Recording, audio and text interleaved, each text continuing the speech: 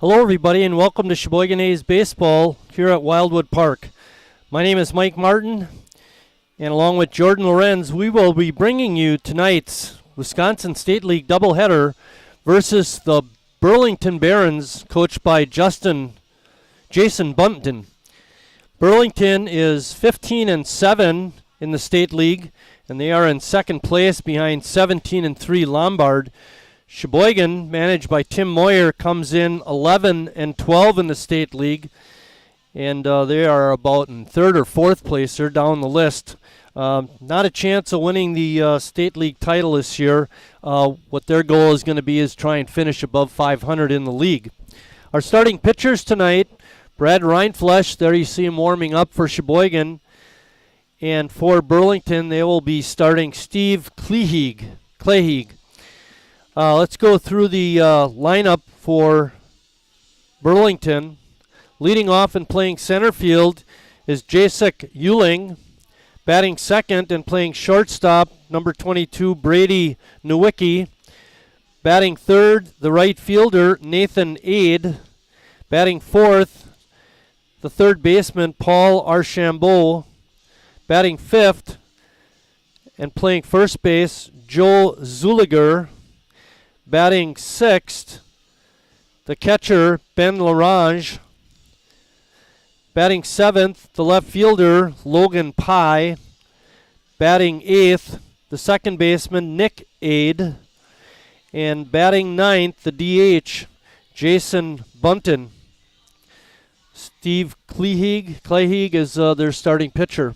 Defensively, for the A's, they have Jimmy Jurgensen at first, Joey Pettit at second, Harry Stelt at third, Ryan Palmquist at shortstop, Gus Walker's in left, Jonathan Kim is in center. Playing right field, we had a bit of a change real late here, is Justin Schnell, and catching is Caleb Lorbecki. Again, on the mound, Brad Reinflesch. The A's are a little bit short-handed tonight. They only have 4 substitutes. There were several people that we'd like to see in the lineup but aren't here tonight, so we're going to have to go without them and see what we can do.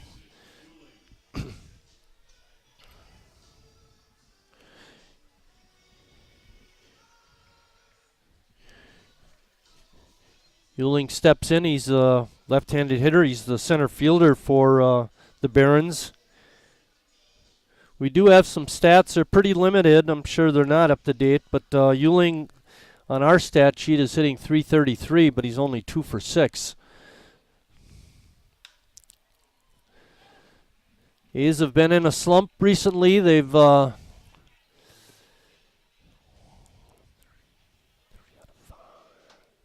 only won 3 out of their last 7 ball games. Got a couple of good ones going tonight with Reinflesch and Reklitis.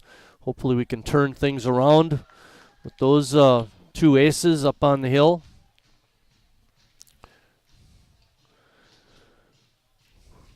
Reinflesch has a 1-1 count, 0-2 count to the hitter.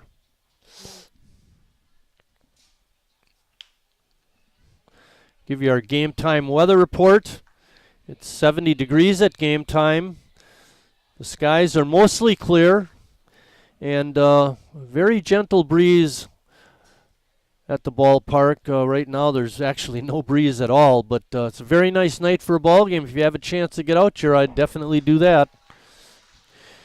Euling swings and misses for the first out of the ball game. Our umpires tonight, behind home plate is Steve Liddell, and out on the bases, John Appelgren.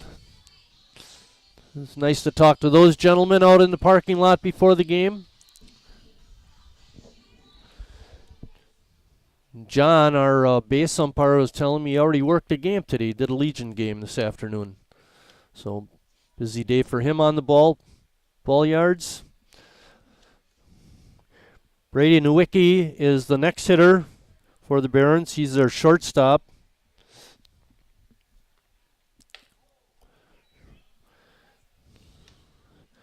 Nowicki's got some updated stats. These look pretty accurate.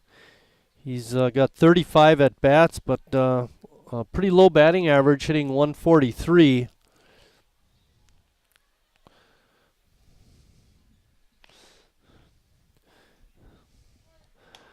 Like we like to say up here in the booth, he's in for his defense.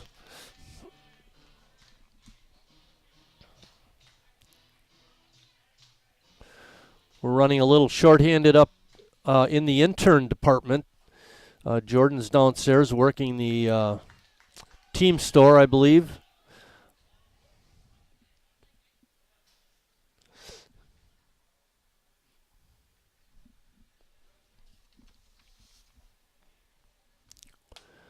Pitch is up high for a ball. Rindfleisch, in his outings recently anyway, he's thrown a lot of pitches, and a lot of that is a result of walking quite a few batters. Coming into tonight, Brad is making his 12th appearance, his 10th start. He's thrown 54 innings. He's got an ERA of 4.36. He has won 5 games and lost 3 and has a couple of saves. Also has 2 shutouts, which is very impressive. Brad has struck out 83 batters, but in those 54 innings has also walked 36. And that's part of the reason for the high pitch counts. 7-inning ball games tonight, being a doubleheader. Brad painting that outside corner again, makes it 0-2 to Nathan Aid, the right fielder.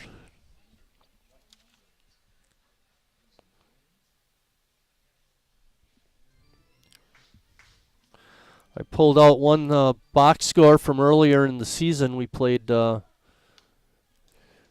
Burlington at home back on June 16th. The Barons won that one 7-3. They scored 7 runs, 4 in the first, 3 in the second, and rode those 7 runs to a 7-3 victory. Sheboygan never able to really get anything going on the night. Another ball hit foul.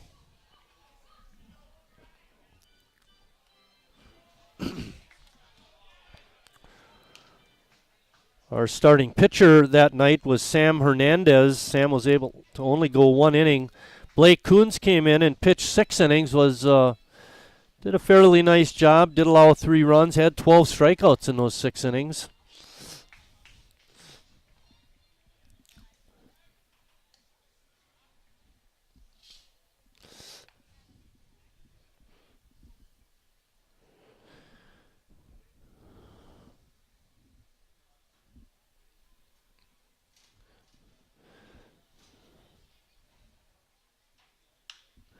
Ball is poked out into right field. That'll be a base hit. Schnell picks it up and hustles it in, but the Barons have 2 men on with only 1 out. Good piece of hitting there by Nathan Aid. Service night tonight, whether it's a community service or military service. We had a nice pre-game ceremony with the local VFW providing a combined color guard and a nice rendition of the national anthem again. If you like singing, you might want to contact the A's and see if you can perform the national anthem prior to the game.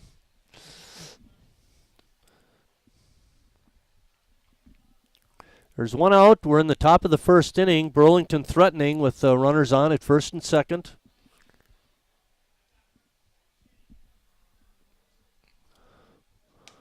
Paul Archambault not able to check his swing.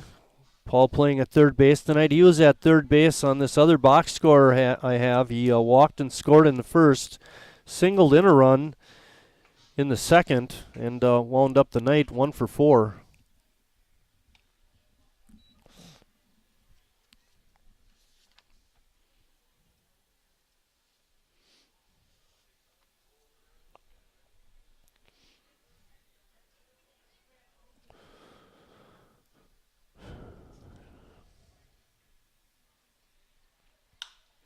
Slow roller to third. Jimmy picks it up, does the smart thing, and gets the sure out. There are now 2 outs, even though the runners move up.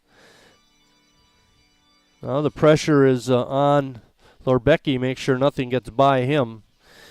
That'll bring up the number 5 hitter, Joe Zulliger.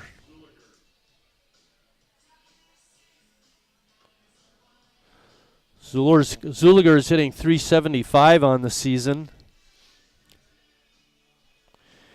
It's 3 doubles and a home run in 48 at-bats. Joe was 0 for 5 in that game back in June.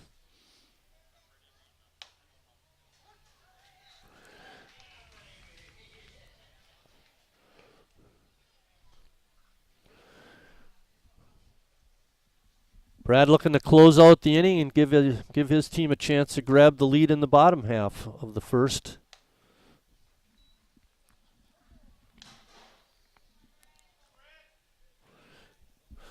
For a Saturday doubleheader, we have a pretty nice crowd rolling in. Might want to think about coming out to the ballpark if you're at home. Healthy swing and a miss by Zulliger. Good fastball by Brad. 1 pitch away from getting out of the inning. Harry over at third. Palmquist at short, Pettit at second, and Jimmy Jurgensen is at first.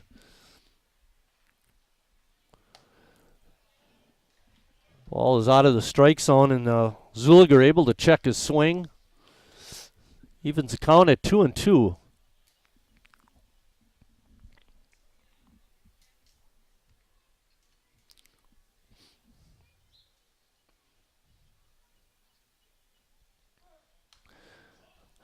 A breaking pitch was fouled back by Zulliger.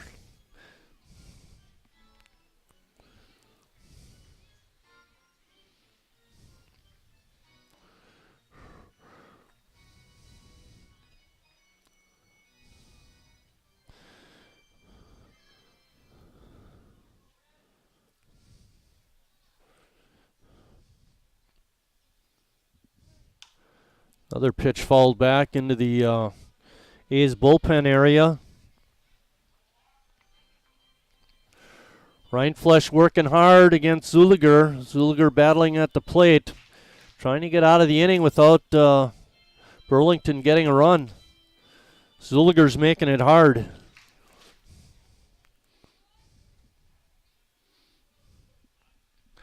Waiting on deck is Ben Larange. That pitch is up high.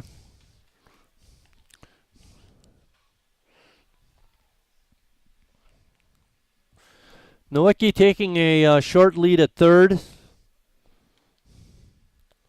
Ade a little more of a lead at second, not much. There's a swing and a miss. Good fastball by Rindfleisch, and he gets out of the inning. After a half inning of play, Burlington nothing, Sheboygan coming to bat.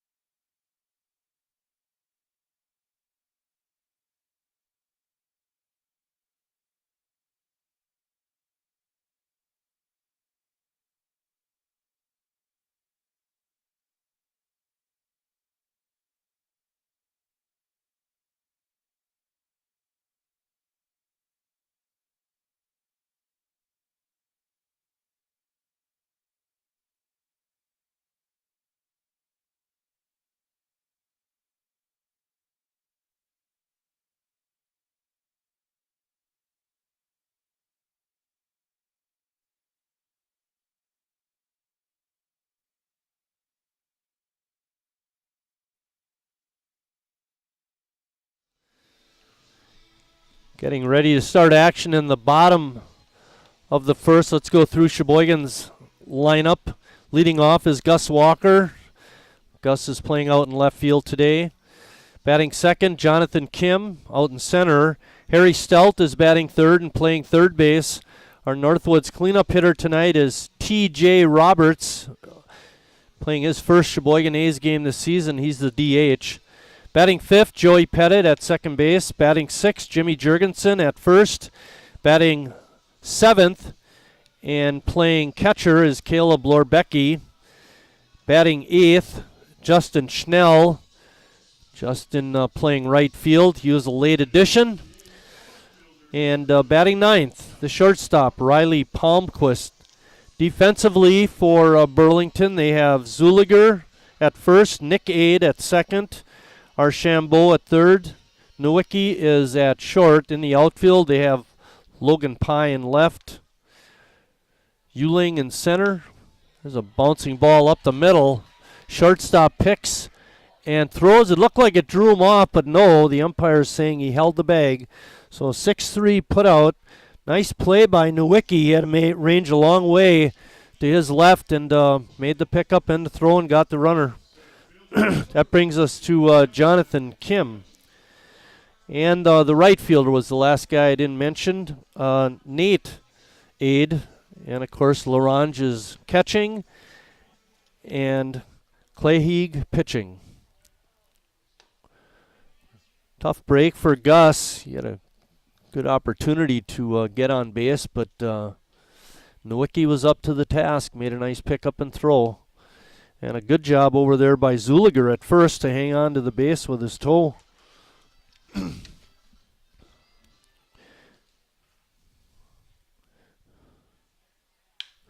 Kim with the drive out the center.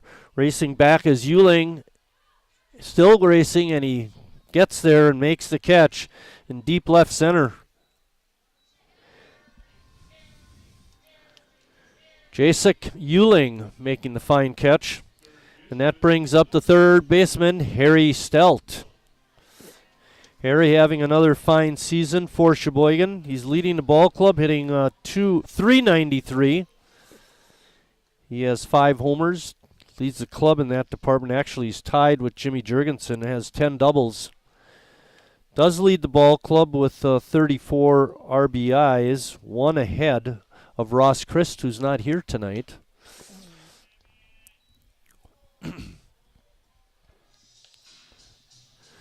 Harry in his 12th year as a Sheboygan A. He's been a fixture. It's a fan favorite, too, by the way. Takes that pitch right down the middle.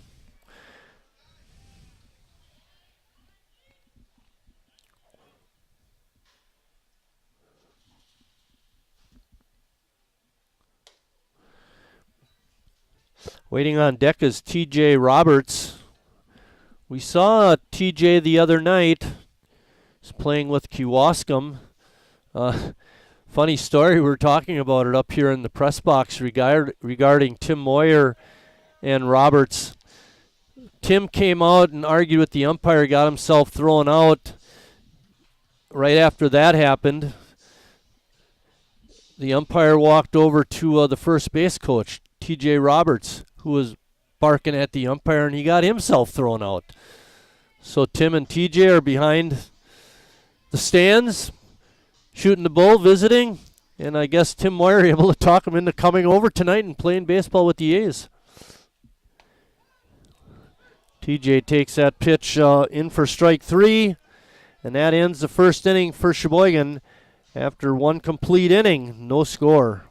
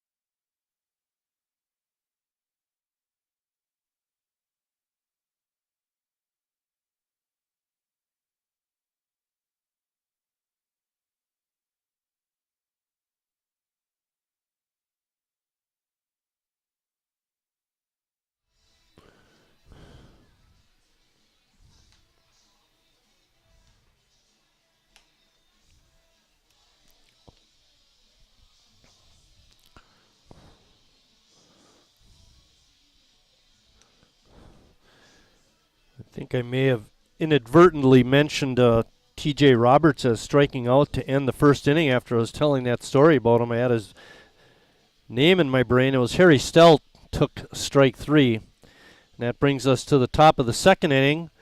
Ben Larange, the Barons catcher, will lead it off.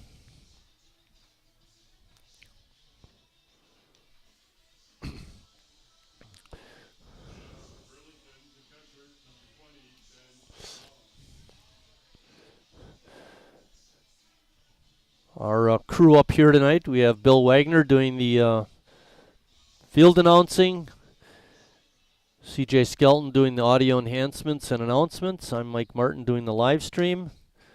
Bill was telling me prior to the game we were talking pronunciations, and he said, let's throw the French pronunciation in for Ben Larange. Bill apparently took several years of French when he was in school. He's got that little, we should get you on the mic, Bill. You have a little better flavor for that pronunciation than I do. Laurent. A good breaking ball there by Ryan Flesch. 1 ball and 2 strikes is the count.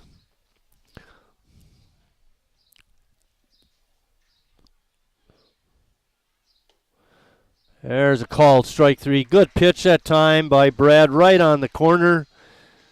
Larange took it, and that brings up Logan Pye.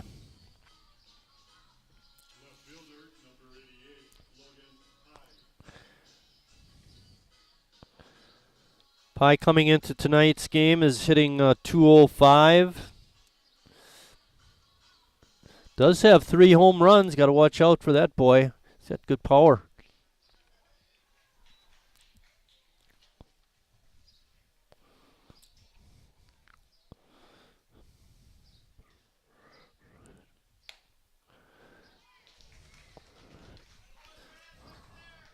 Another pitch in for a strike.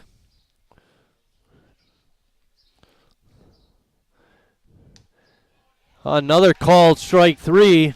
1, 2, 3 on the pitches, and Ryan Flesch has 2 quick outs in the second.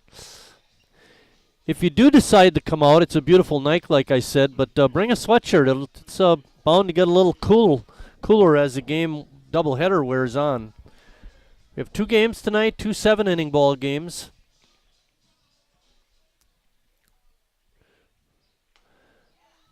That's 4 strikes in a row. Make it 5 strikes in a row.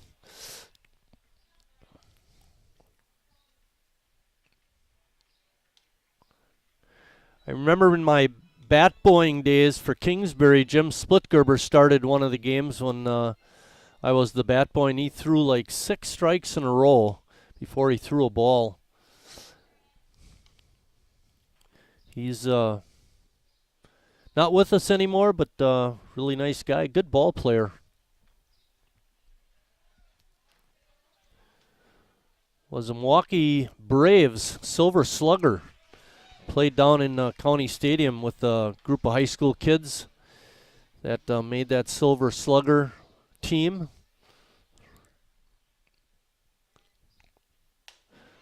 Swing and a miss. Ryan Flesch blew right through the 6, 7, and 8 hitters.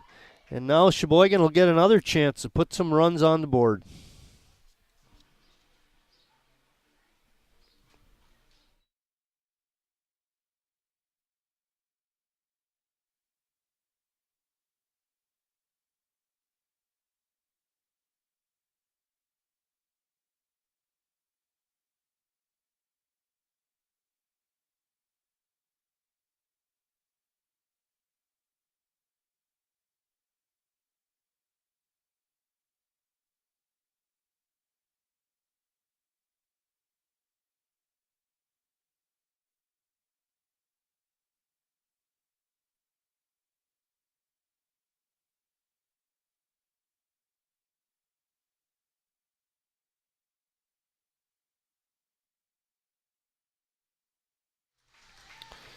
CJ just read an announcement for all people who have served the community and in the military to stand, and a nice round of applause for those people.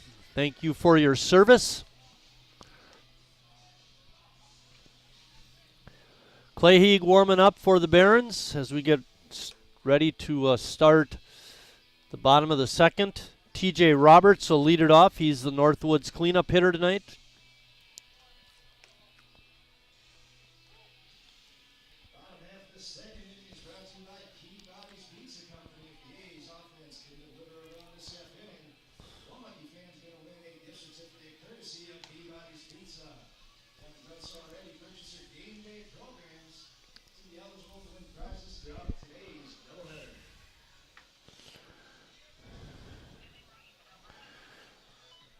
We do not have any current stats for TJ.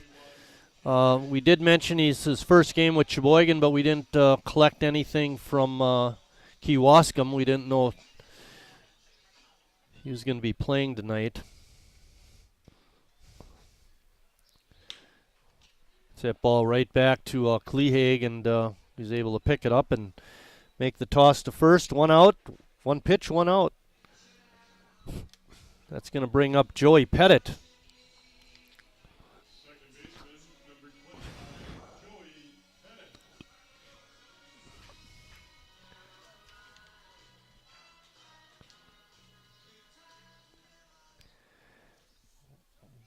Pettit is making his 23rd appearance,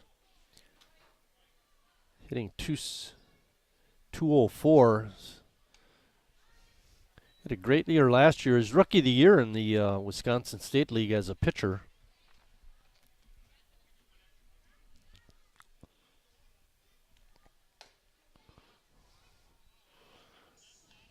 There's 2 balls and 1 strike.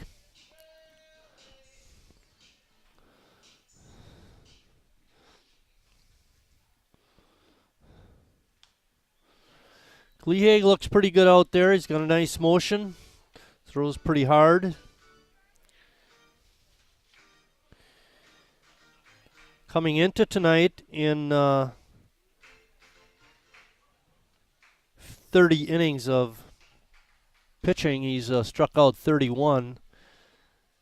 He does have another strikeout, so 32 strikeouts in 31 innings.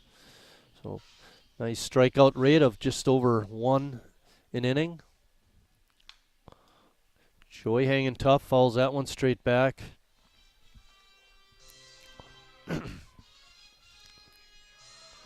Sheboygan looking to get up to the 500 mark in State League play. Swinging a foul tick right into the mitt of Larange. And that'll bring up Jimmy Jurgensen.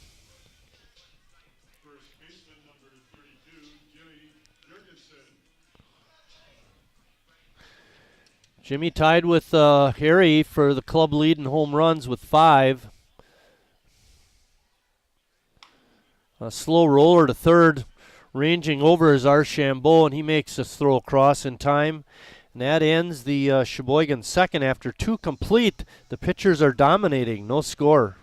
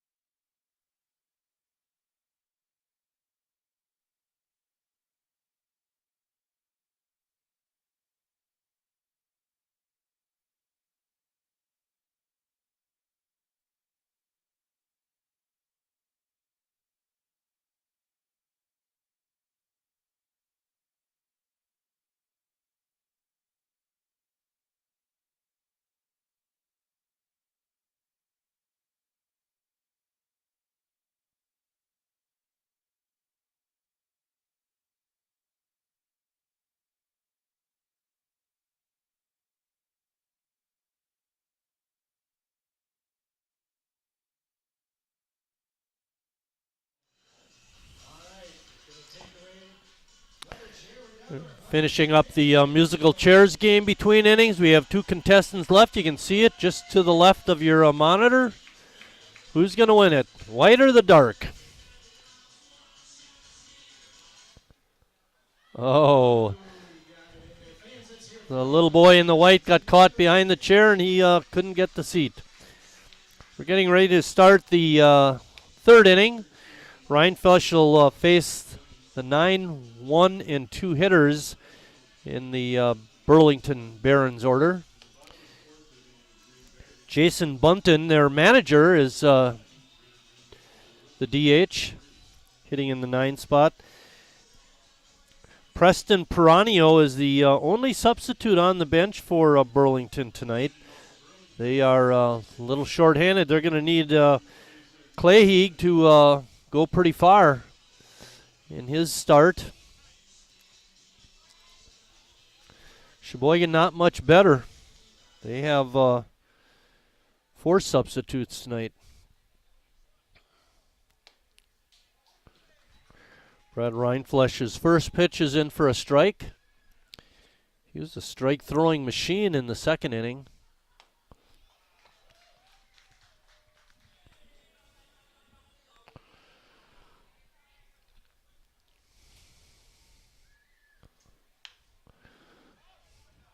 Bunton pops it up on the infield. Jimmy's got it.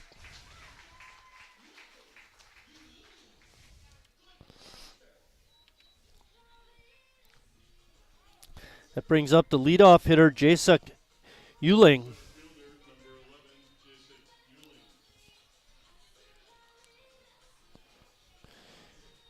Euling was a strikeout victim in the 1st inning to lead off the ball game.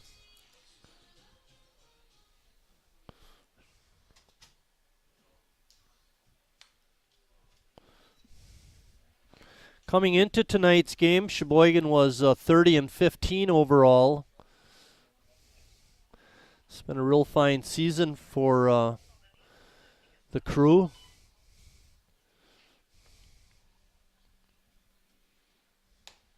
Swing and a miss.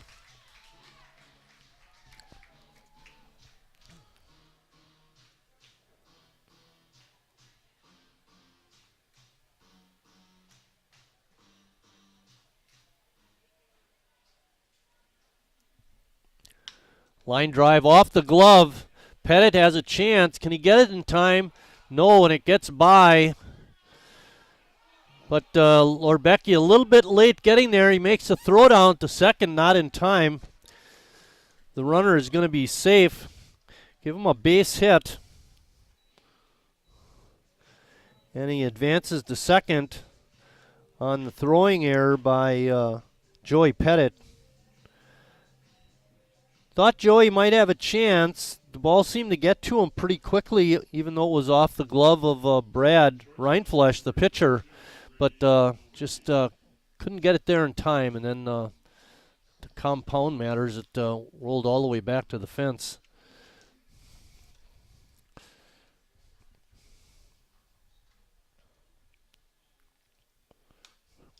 Ball is fouled straight back by Brady Nowicki. Mentioned in the opening inning that Nowicki had not a very good batting average, but probably is a good defender, and he showed that in the 1st inning, making a real nice play.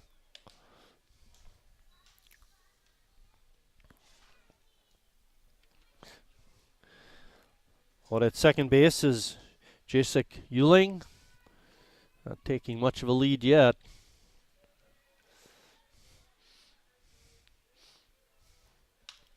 There's a fly ball out into short right. Schnell coming over and makes the grab. Tagging and going to third is Euling, and he's going to make it. But a real nice one-handed grab out in right field by Justin Schnell, who normally we call his name playing catcher.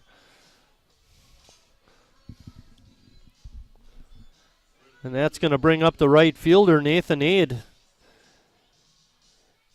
Aid hit that, got a base hit his first time up. He directed it to right field between Pettit and Jurgensen. Let's see if Brad can get him this time.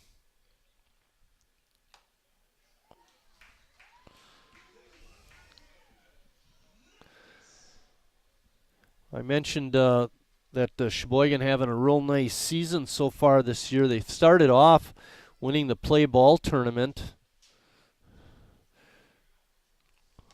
round robin type affair, and then they won the West Bend tournament in the later part of June. Went 5-0, beat Kewaskum in the championship game. Ross Christ was named the MVP of the tournament, a real great accomplishment for everybody on the ball club. And now as we move forward here into July, Sheboygan has been able to capture the NEW League Championship. So there's 3 trophies could be on the in the trophy room this year for Sheboygan. Good year so far, and they're not done. They have more opportunities left. There's a called strike. Good breaking pitch by Ryan Flesch. 2 balls and 2 strikes. We do have 2 outs. Euling is on at third. Got to keep him there.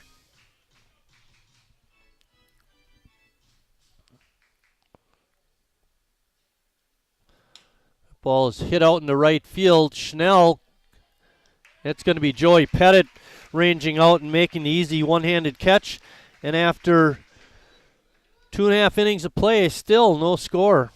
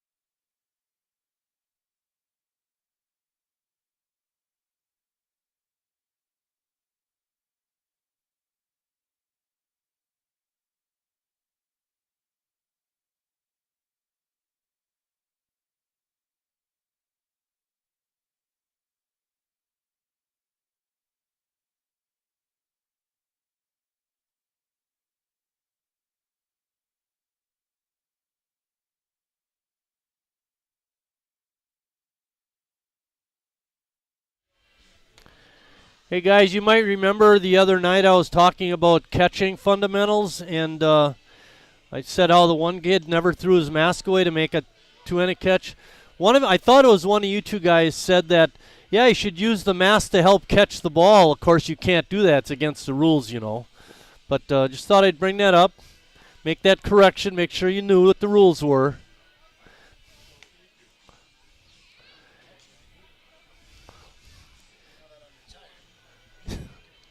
There you go. Make up the rules as we go along.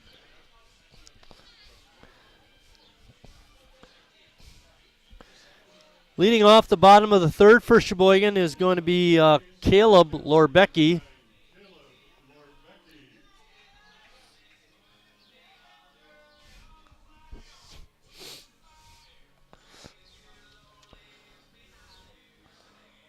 Lorbecki doing the catching in this first game. On the season, Caleb is hitting an even .250.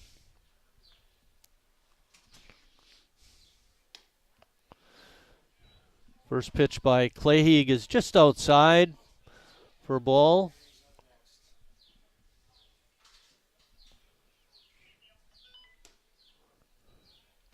Another pitch off the plate, 2-0.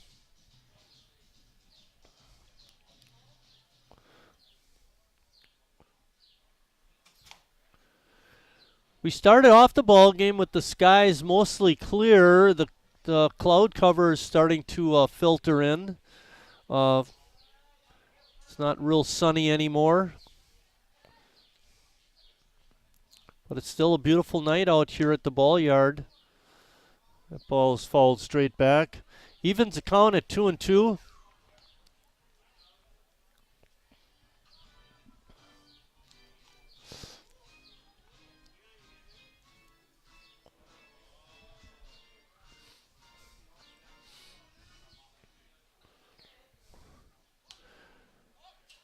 Ball's popped straight back behind us on the roof.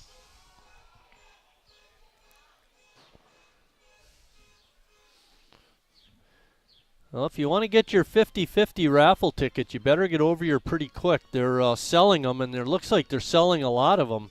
Could be a pretty big pot. Wouldn't want to miss out on that. That ball inside and hits Caleb. He'll reach on a hit by pitch. And that's going to bring up Justin Schnell.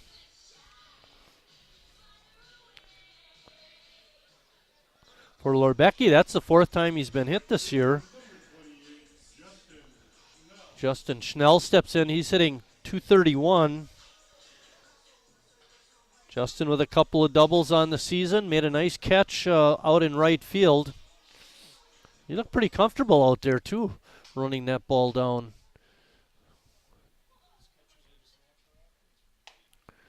Yeah. Catchers can do anything, CJ says. He's right. They do their best work up in the press box, though.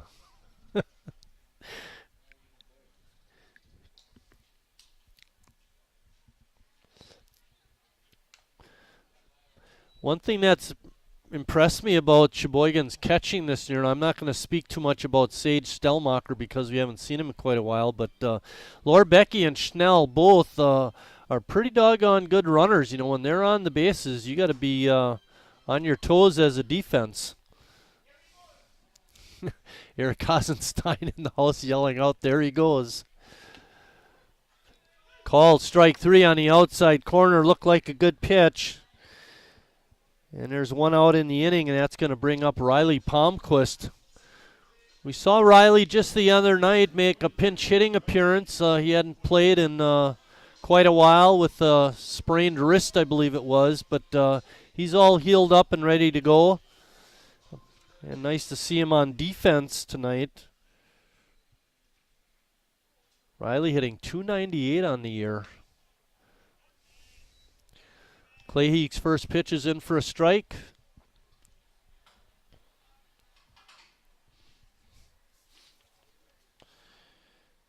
Steve pitching a nice game for the Barons so far.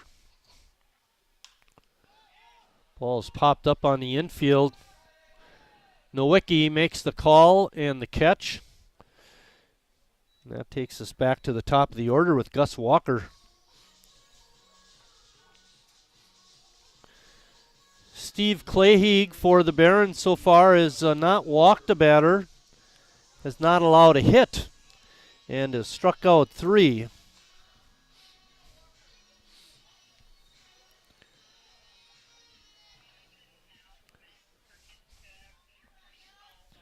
Walker grounded out his first time up. He hit a ball right up the middle. It skipped by Claheek. It looked like it might be able to get into center field, but Nowicki ranged far to his left and made the pick and throw to get Walker by a step or so.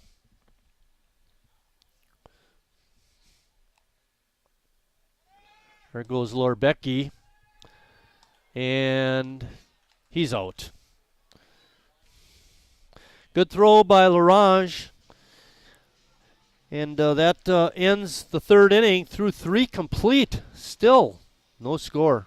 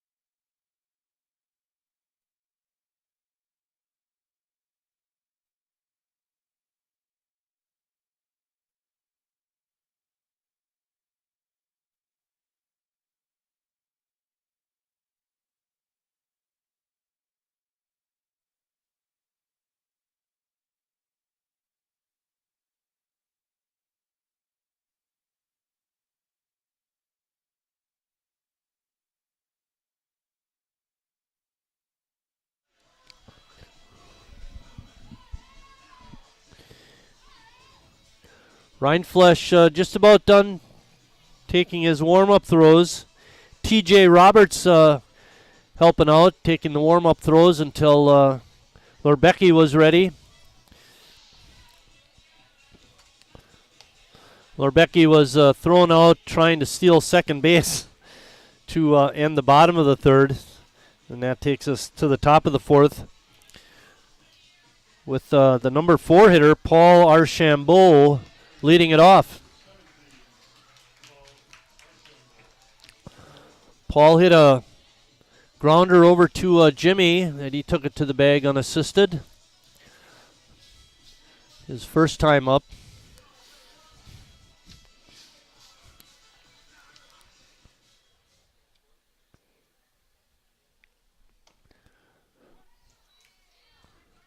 First pitch is in for a strike.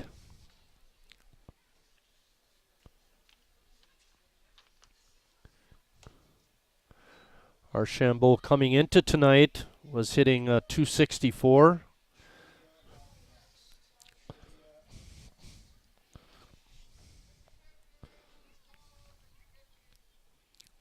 Oh, last call for the 50-50. If you're not here, it's too late.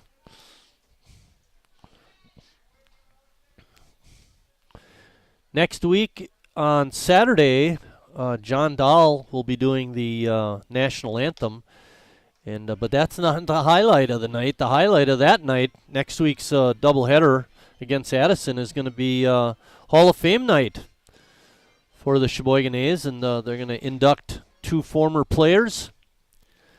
And that's our trivia question for tonight. Who are the 2 inductees for this year's Hall of Fame? We'll give you the answer after a couple of hitters. The count to Archambault is 2-2.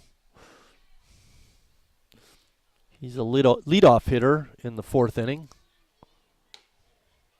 I take that back. It was 3-2. And he trots down to first. Leadoff walk, never a good thing, especially in a 0-0 game. See what Joe Zulliger does. Lorbecki out talking with Brad, making sure they have their sign straight.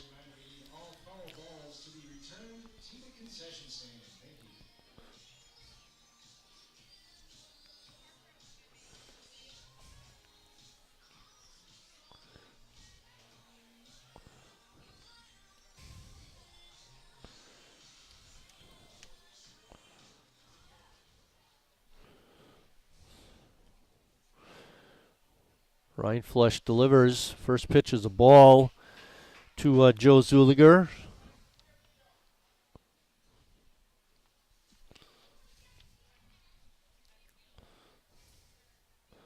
No score. We're in the top of the 4th inning.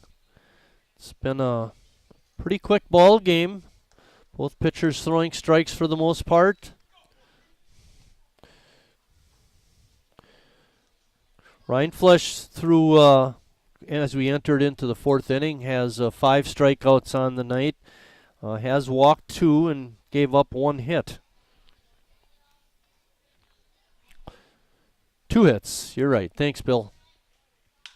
There's a line drive out into left, racing back is Walker. He's got it measured. Makes the grab. First out of the top of the 4th, and that's going to bring up Ben Laurent. I was waiting for Bill to give the pronunciation so I could copy him. He's a leader of men.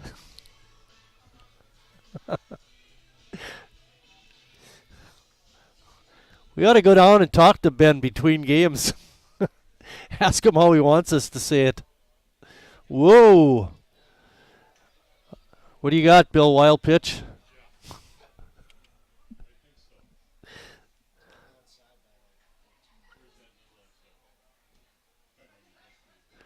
Where's Bob Euchre when we want him? Just a bit outside.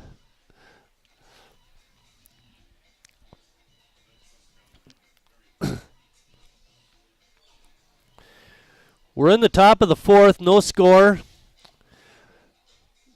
Burlington has a runner on second, Paul Archambault, Ben Laurent is at the bat, and there's one out.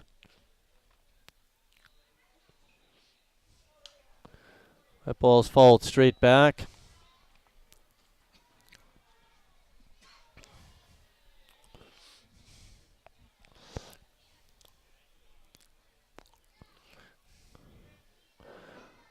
Archambault taking a pretty nice lead out there at second base.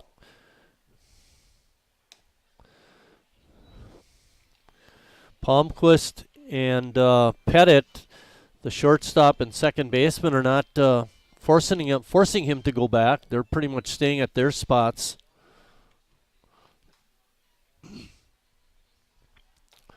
There's a good pitch on the outside corner for a strike. Makes the count 2 balls and 2 strikes. Again, you see the shortstop and second baseman playing pretty straight up, not holding the runner close.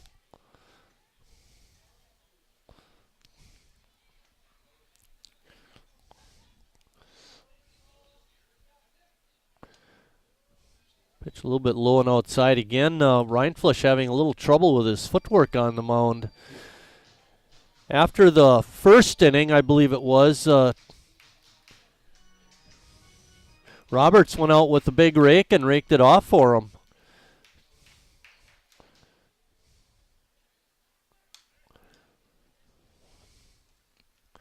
Clay doesn't seem to have any trouble with it. Maybe it's where he's striding out to. Steve is a little taller than Brad. Maybe he's getting his landing foot outside of that area that's causing Reinflush some issues.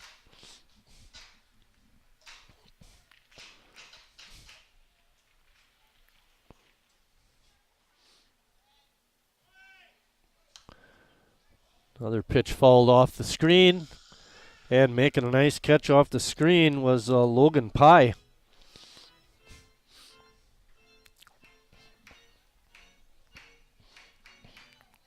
Archambault getting a nice lead at second.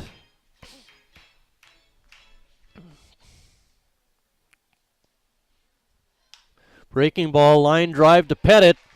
Throw is in time.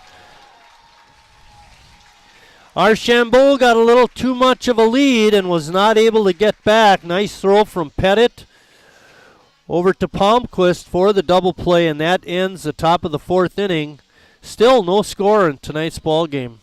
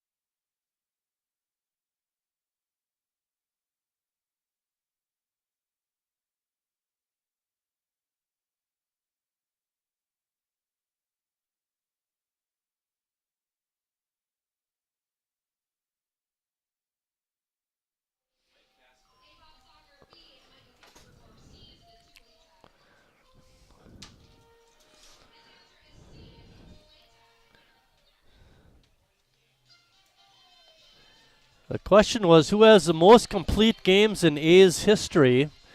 And it was Mike Casper and Bob Sauger. It was a 2-way tie, and the contestant got it right. And that takes us back to our trivia question that I read off in the top of the 4th. What 2 former Sheboygan A's players are entering into the A's Hall of Fame next Saturday night? And that Addison doubleheader. The guys up here know the answer. It's Kenny Nazy, the coach for the A's this year, and Tom Grams. Tom and I played together a number of years when I was in A. He started playing right after I started playing. He was a good ball player, good hitter.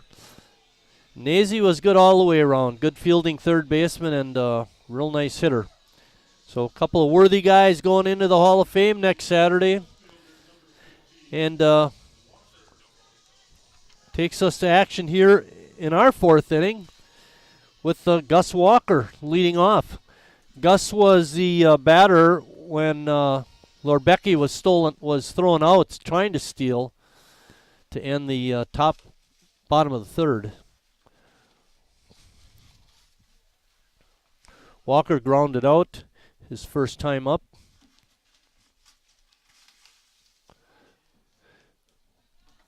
Claheig so far, guys, has gone 9 up and 9 down, even though he hit Lorbecky, with Lorbecky getting thrown out at second trying to steal. He hasn't gotten off track. 9 up, 9 down. No hits for Sheboygan either so far. Reinfleisch has been in trouble, or at least had men on base. He was in big-time trouble in the first inning, worked out of that jam, and left a runner on third with 1 out in the third inning. There's a drive out into left field. Racing back as a left fielder and making the catch was Pye. Pye didn't get a real good jump on it, but he did in the end make the catch.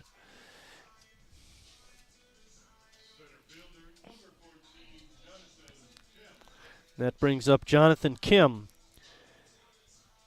Kim hit the ball hard also back in the first inning. A fly ball out to medium deep left center field that Euling made a nice running grab of.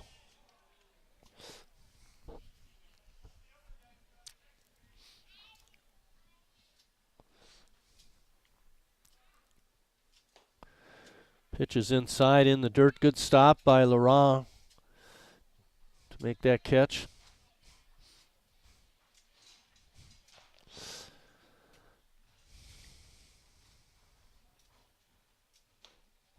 A good check of the swing that time by Kim, and that comes in at a ball. As a ball, it's 2 balls and 1 strike.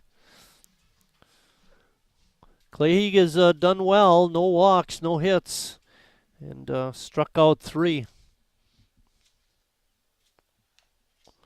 Ball fouled straight back. Our second game will start about 20 minutes or so after this first game. We think that Jared Recklitis will be pitching. Jared it's confirmed up here by the guys. Jared Recklitis will be starting game 2. Good piece of hitting there by Kim to foul that one off. Hang in there. Jackson in the house getting the ball. He's bat boy.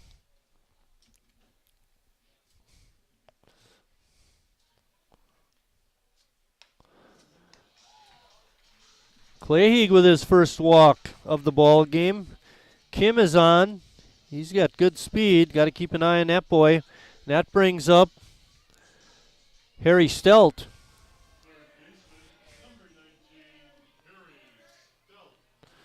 Harry took a called strike 3 his first time up to end the first inning. See what kind of lead Kim takes over at first base.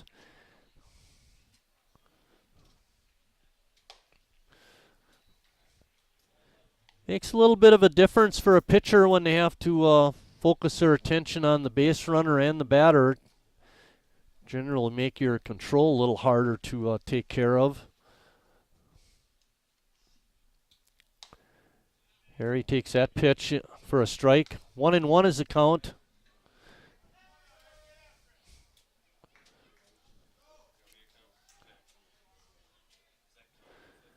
It's hammer time, according to Eric Hasenstein. See if Harry can deliver. Kim on the move. That was an awesome play. They did a pitch out that time, and they read it. And Larange's throw down to second was spot on, and they got Kim stealing. And now 2 outs in the fourth inning. And Harry up.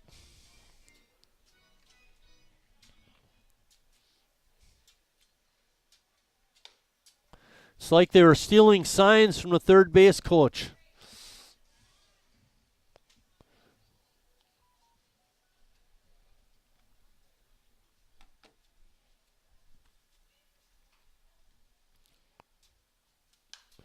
Harry pops that pitch up. It looks like it's going to be out of play. It is. Right on the roof. You probably could hear that back home. It's awfully noisy up here when that happens. We're in the bottom of the fourth inning. There's no score. And there are 2 outs. Harry Stelt up. Harry with a 3-2 count. And he takes ball 4. 2 walks in the inning, but only 1 runner's left on base with Kim being thrown out stealing.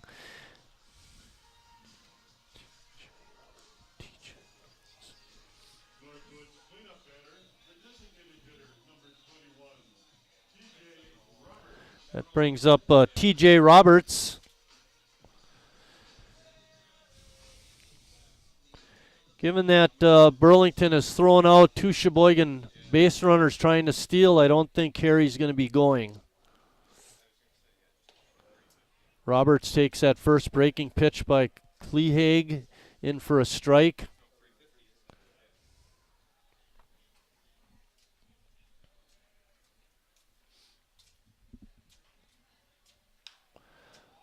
Ball is hit hard out into left field, but coming in is Pye, and he makes the grab, and that ends the 4th inning.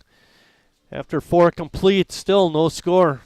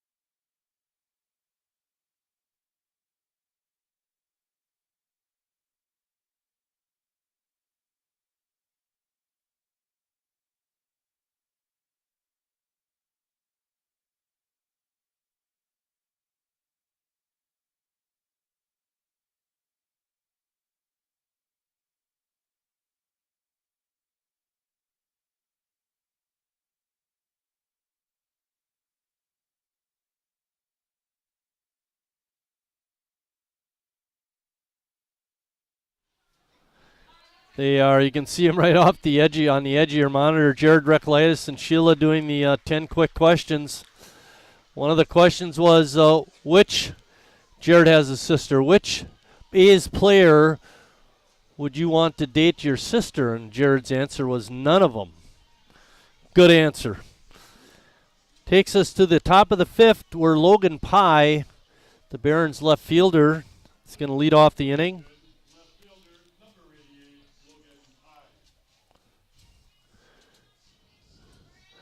Pye appeared in that June 16th game. He was 0 for 3 with a walk and a hit by pitch.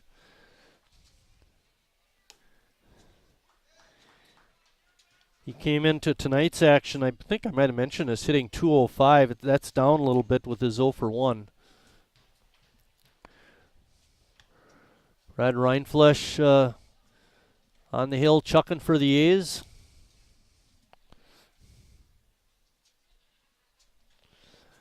It's been a very tight, well-played ball game. Pitching has been outstanding. Count is 2 balls and 1 strike. Burlington has their 7, 8, and 9 hitters scheduled to come up in the 5th. And given they only have one sub on the bench, I think all three of those players are going to bat. Pye, Aid, and Bunton.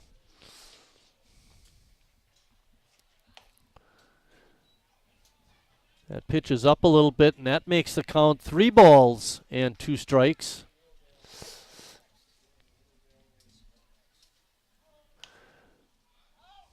One thing that the Burlington hitters have done tonight is make Brad work. He has walked 2, that's not too bad, but they've been battling up there, fouling off a lot of pitches, making Brad throw a lot.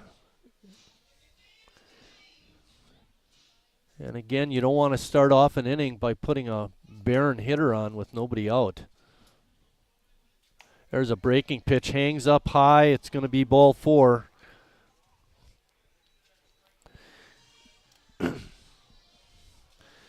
That brings up Nick Aid.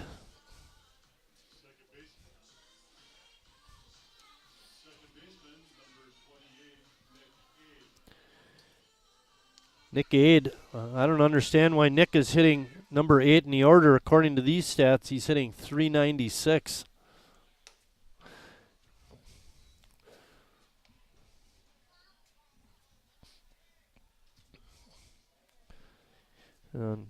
Nick was a strikeout victim in the second.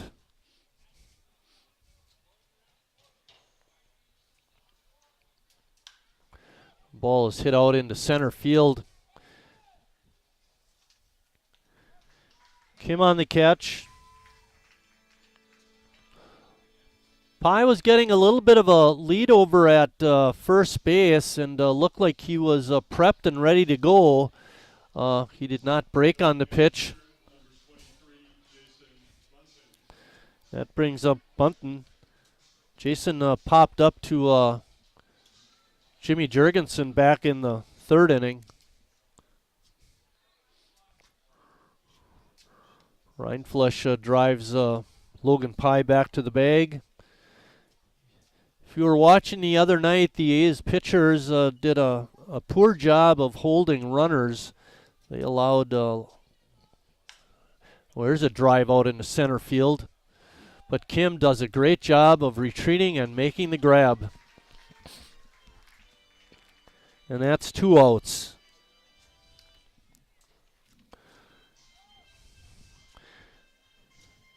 Jacek Euling, is up. He singled his last time up. It'd be interesting to see what Logan Pye does now. Usually what you want to do is get that, with 2 outs, get that runner on first in scoring position for a player like Euling.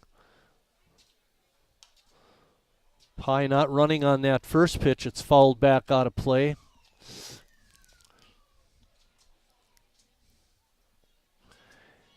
He is a little short-handed tonight. They were expecting Jacoby Andreas to be here. He did not make it, and a late substitution was putting Justin Schnell out in right field. Justin doing fine out there. Healthy swing and a miss. Again, Pye not on the move.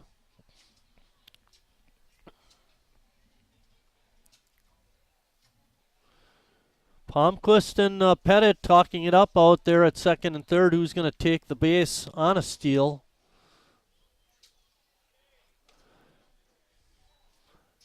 Pye had a real nice secondary lead, but didn't go. The count is 1 ball and 2 strikes to Euling.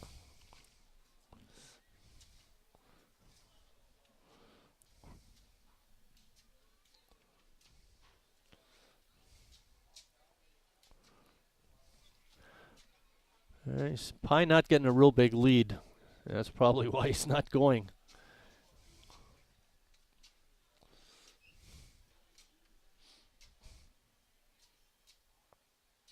Swing and a miss, and that ends the inning. After 4.5, we're still scoreless.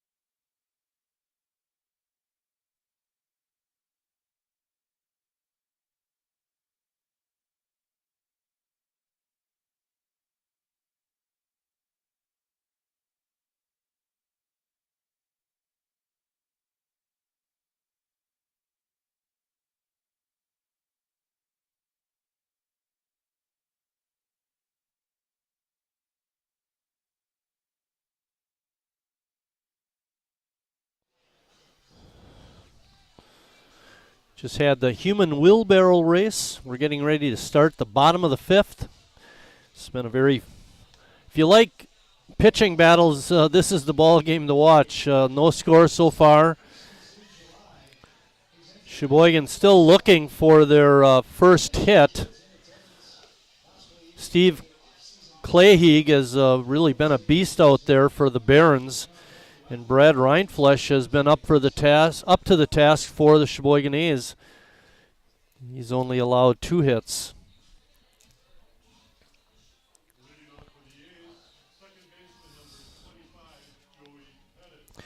Joey Pettit, Sheboygan's second baseman tonight, is going to lead it off.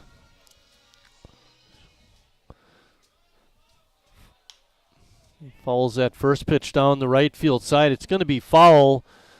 Zulliger making a good effort, but couldn't catch up to it.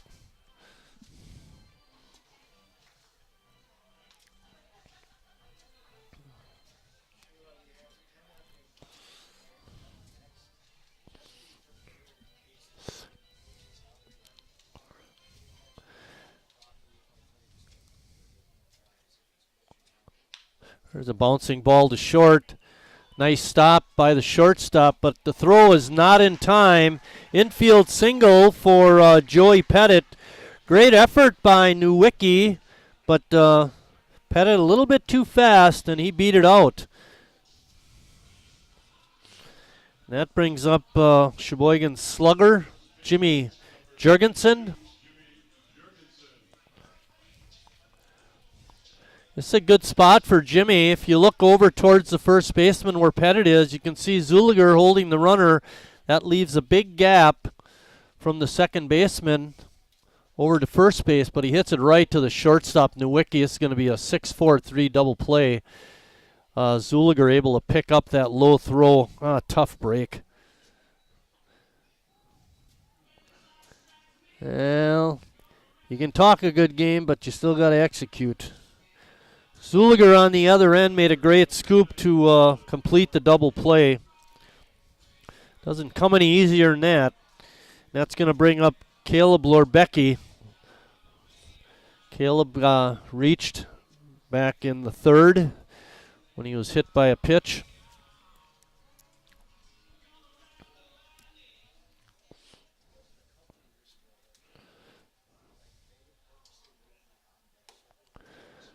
Good pitch by Clayheeg, right on the outside corner.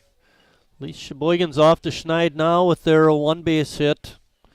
Burlington has 2.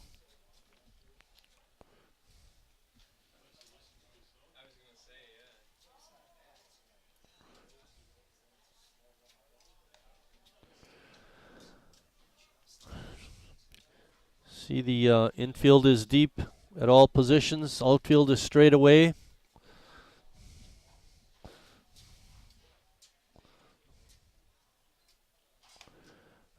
Pitch just off the corner.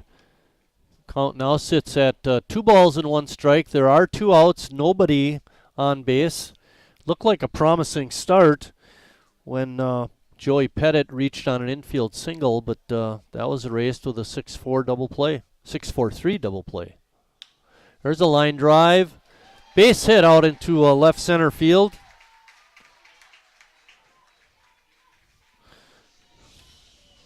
And that's going to bring up Justin Schnell, the right fielder.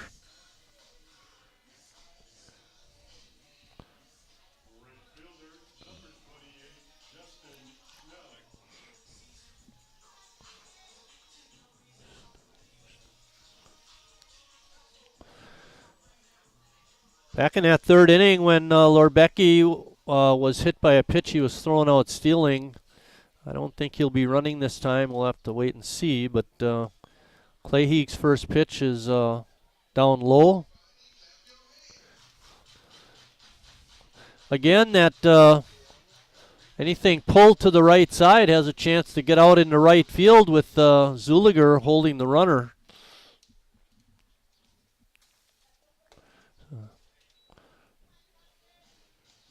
That evens the count at 1-1.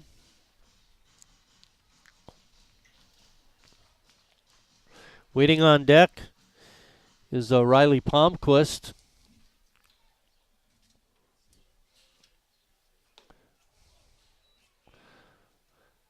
Clayheig seems really hard to hit.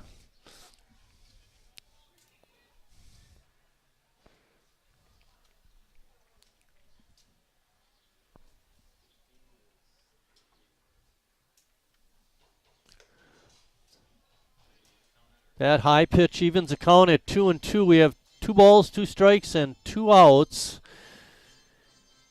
Caleb Lorbecki with his single to right center is on at first.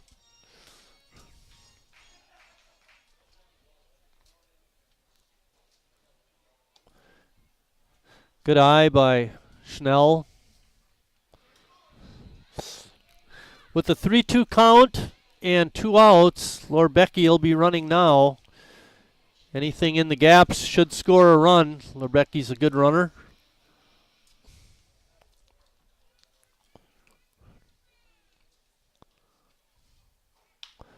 Ball up the middle, but it's hit off Clayheig's glove.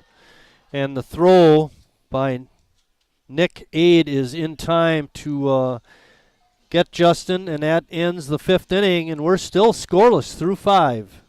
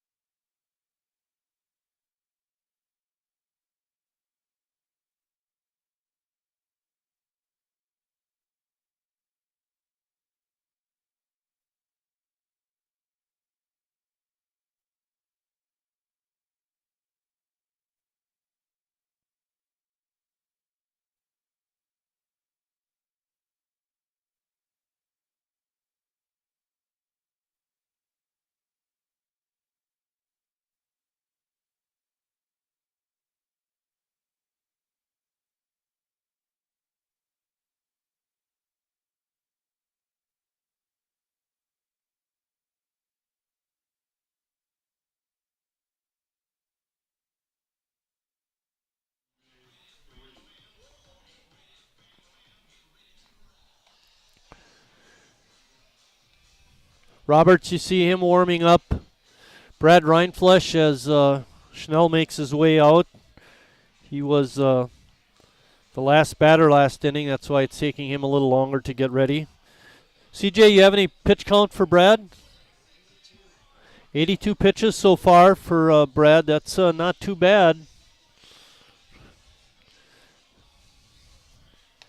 We're in the 6th inning.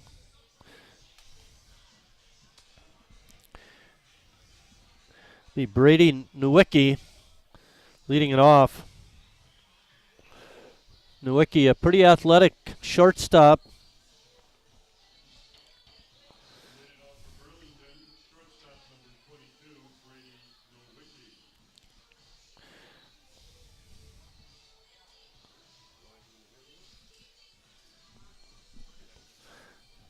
That was a perfect time.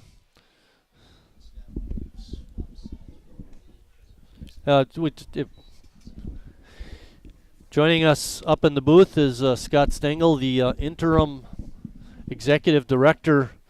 Scott, I think when we Marty, interviewed, how you doing? yeah, Good. good. Don't hit me like that. Okay. When we talked last season, you were the president. Correct. Getting ready to finish out your term. Correct. What happened that you're now the interim executive director? Well, we had an executive director last year, and at the end of the year, end of 2021, he decided to go another direction and start his own business. Andrew Vigoletti, right? Yeah, Andrew, yes. Thus, we were without an executive, and we put a new board in place to start the 22 year, and no executive in place. So I said to the board that I would do it for on an interim basis for the end to the end of 2022. Brady Nowicki struck out swinging. This brings up Nathan Aid. What's the direction of the club right now? Has that changed at all since Andrew stepped aside? Not really. Everything else is in place. It's up to the board to get together and look at the hiring a permanent executive director. Scott Keene is our new board president, and we've got a board of 12 members. So I know they're planning a meeting right at the end of the season, and I'm sure that's going to be top of the priority list. Now, Scott Keene is new to the group. How's that been working out? Does he think he feels comfortable with the organization? Yeah, he's on a learning curve. This is his first year with the organization, and to step right in as a president is a big responsibility.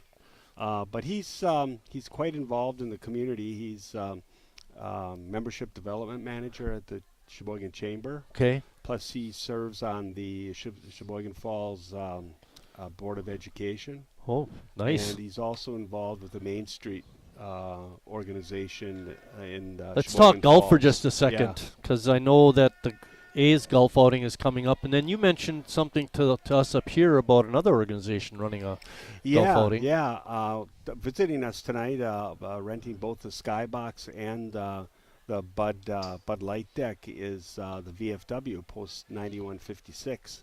They're a great partner of ours, and they're right down the street from the park here. And they're having a golf outing September 13th to benefit their organization. So if anybody is interested in that golf outing, So I wrote it down. 13th. Contact Justin or Dave, the post commander over at the VFW. I'm sure they can get you signed up. And let's talk a little bit about the snipe. The snipe. By the way, before we go to that, Nathan A. drew a walk. That brings up Paul Archambault, who walked his last time up. Yep. Yeah, the snipe, our annual Sheboygan A's golf outing named after Snipe Van Vagel, is August 21st, not April 21st, August 21st, out at Town and Country. It's open to anybody, men, women. We've got a full day of activities planned, including. Did you get that 68er entry in? Yes, the mail. I did get it in. That's all 68 in, graduates of I'm North just High School. Checking to make sure the check doesn't bounce. By the way, that team allows 68 grads from South too. But from South. Yeah, too. Charlie Okay. Simon's been on that team. Yeah, we open it up. But yeah, it's a full day with lunch and dinner. I'll attest to that. It's a great event. Yeah. You know who else think should be at that event? Who? The interns. The interns. I think they should You know be what? there too. This happened to me last year. I was at one of the holes in there. I think it was the one where you could win the car kind of thing. And TD Walker's mom was running it in TD, and I was talking to her for a little bit. And she says, "Aren't you the live stream announcer guy? That voice sounds familiar." And I thought that was kind of cool. Yeah. Did she ask for your autograph? Not yet. Not I yet. did get some suggestions, though, on Friday Coffee. Some of my buddies said, why don't they have a Mike Martin bobblehead night? A Mike Martin bobblehead night. Worst idea I ever heard, Jordan said. Huh? That guy never stops. I'll tell you. It's like I'm Rodney Dangerfield. I get no respect up here. And I'm serious. He's just been ripping on me time and left and right. I've never had that all these years working here. Yeah. Working with all the interns, I've never had this kind of abuse. Well, we're happy to have Jordan with us because he really keeps it going. I'm not. You guys do a good job up here. Oh, another walk by and I understand Rindfleisch. That you're going to be doing some streaming for the American Legion State AAA tournament. Yeah, here. they asked the organization, the Sheboygan A's, if they could use our equipment, and that's been given the go-ahead. And I think you know Chris Wright. Correct. Him and I have worked together for over 20 years announcing high school sports. We're going to be the main two go-to guys, and Jordan's going to help out when we need some help. Although I think he's going to be here almost all the time running the board, making sure we get to commercials and keeping the score updated, that kind of thing. Well, great. That's so wonderful. We got that covered, but it should be a great event. Yeah, I know Mr. Wagner is going to be here too. Yeah. Bill's going to do all the games. He's going to be. I think he's moving a bed up here during those couple of days, and he's going to be doing the field announcing and. It's going to be I don't know if you know Scott Witter. Yeah. He's going to be running the scoreboard the whole tournament. Okay. His son Drew plays on the Legion. So the dates of the tournament are July 26th through the 31st. Or 30th, I believe. Yeah, it ends on a Saturday. Yeah, I think it's wonderful. The American Legion Post 83 just purchased an outfield banner here, so come Oh, out, good. come on out to the park and see it down the right field line there. And they are really going to step up the post to help the Well, tournament. So that's good. it's great for Sheboygan baseball, and the Sheboygan Athletic Club are the stewards of baseball for the community, and we really want to support youth baseball. There's a ball to that's deep not right good. field, way back there, and gone. Joe Zulliger, we mentioned earlier in the broadcast, he did have a couple of home runs coming in, and he's got a 3-run blast right there. And those 2 walks from Brad have really hurt. Now it's a 3-0 lead for Burlington, and we are already in the 6th inning of a 7-inning ball game. That one is... Scott, are you bad luck? Yeah, I bet first time I'm up here this year, and I have to see a 3-run home run by the opposition. Yeah. But it's early yet. We got time. We got a 50-50 coming up after this half inning, and $350. We still got the 6th and 7th inning to work with. Yeah. The way this team plays, they love those Comeback last ones, at-bat yeah. victories. 3 runs isn't much. Right. Even 4 runs, we've done those before. Ball's hit down the right field line, but foul. Yeah, the A's have really had a good season this year. I was mentioning before 17 in a row. that we started off the year winning that play ball tournament, Mm-hmm. and then we won the West Bend tournament, going 5-0, and Ross being named player of the tournament, and then winning the NEW for the first time since we've been in that. Yeah. There's a line drive out into center field. That's going to drop for a hit. There's 1 out. 3 runs are in for the Barons. And that brings up Logan Pye. Logan is struck out and walked. What else is going on with the club that our fans that are watching should know? We've got several new members that have come forward this year, and we've got a whole great group of volunteers, and our interns are doing an excellent job. As you know, Jordan is really, really good up here. He's a good 50-50 seller, too. You need that. But we've got, exciting future here. We've got some projects coming up. We've got a field project and a deck project we're working on. How's the deck project is going to be on the first base side, if I... Correct. And is that a goal? Will that be up by next season, do you think? It's the funding is there, but we have to get board approval. Make sure we've got all our ducks in a row, and we're working with Abacus and Cautious Okay, I was going to Construction ask on about that. the architects if the Right, great partners of the A's.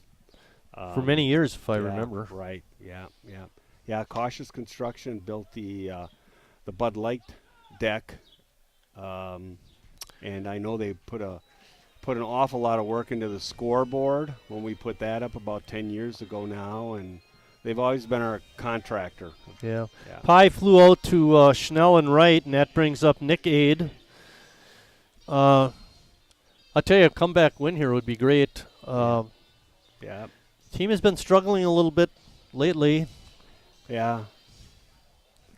This state league is a very tough league. It's a very tough league, yeah. These kids, a lot of them college players, and I know when my son played college, he played 45 games in the spring season from about March to 15th of May, and then he came here and played another 65 games.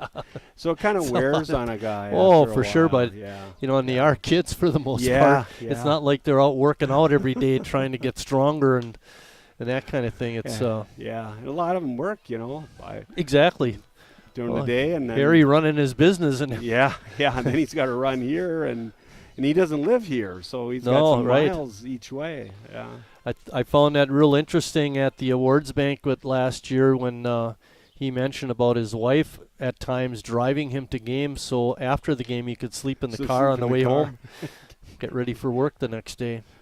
Geez, what a way to spend your newlywed first year. I wonder how long that's going to last. Yeah, really. Yeah. Next week we got some big doings. It's a fly ball out to right.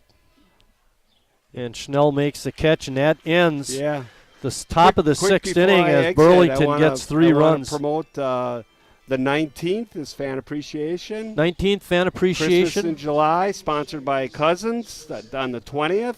20th. And the 23rd is Hall of Fame, and 24, that's like CJ is saying, is Meyer Family Day. Okay, great. And we're also going to sell Cousins subs here on the 19th for one night only. So come on out if you love your Cousins subs. Thanks for stepping in, Scott. Appreciate thanks for having me, Marty. Yeah, this is we'll great. Have to do this again.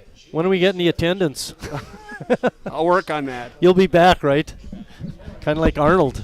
I'll be back. All right.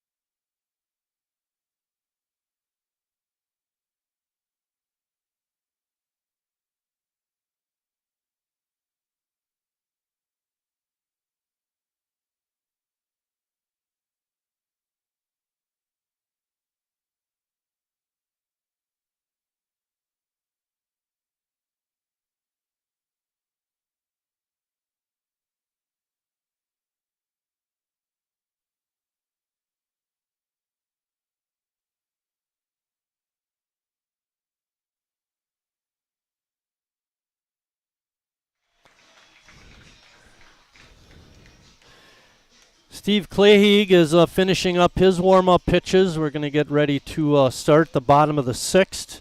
Riley Palmquist will be leading it off for Sheboygan. It was a tough top of the sixth for Sheboygan. Reinfleisch struck out the leadoff hitter and then walked the next two and gave up a 3-run home run to Joe Zulliger and put Sheboygan down 3-0, and that's where we're at right now. Ross Christ leading is going to pinch hit for Riley. Ross, a late arrival at the ballpark today.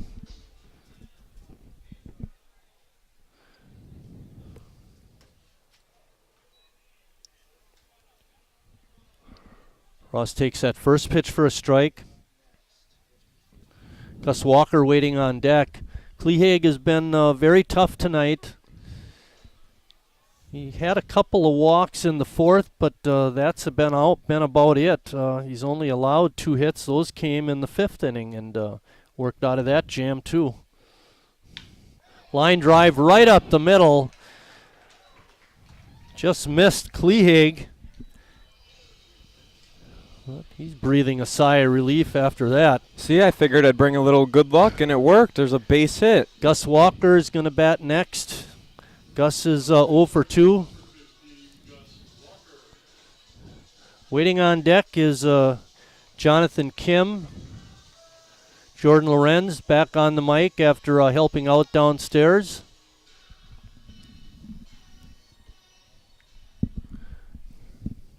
Burlington's been very good here tonight. Clayheeg has been the leader in that regard with his pitching.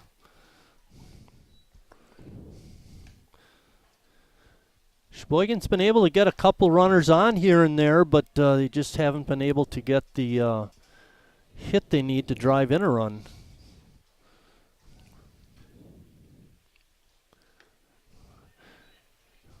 Good breaking pitch there by Clayheeg. Burlington hasn't hit much either. It's the big bomb by Zulliger that's been the backbreaker. They only have 4 hits. We have 3.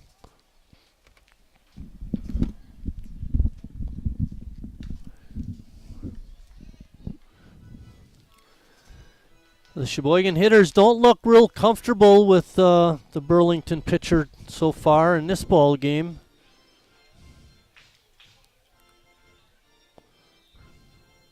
Christ taking a conservative lead over at first.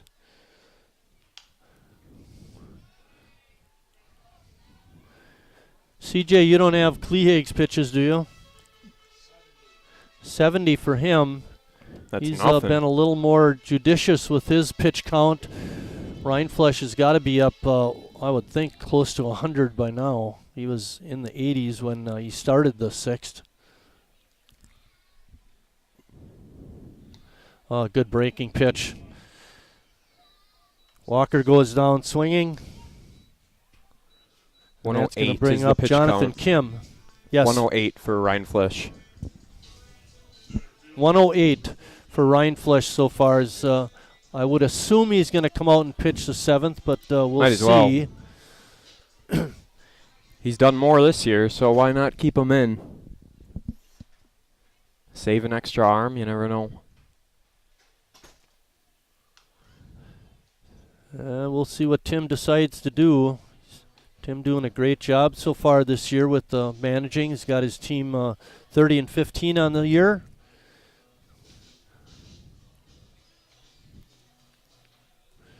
Looks like Davis Wilson coaching first tonight.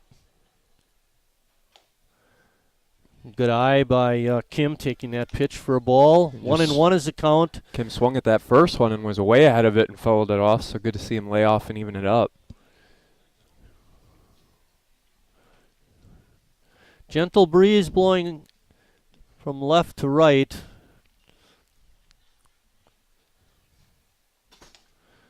Again, taking that pitch on the inside.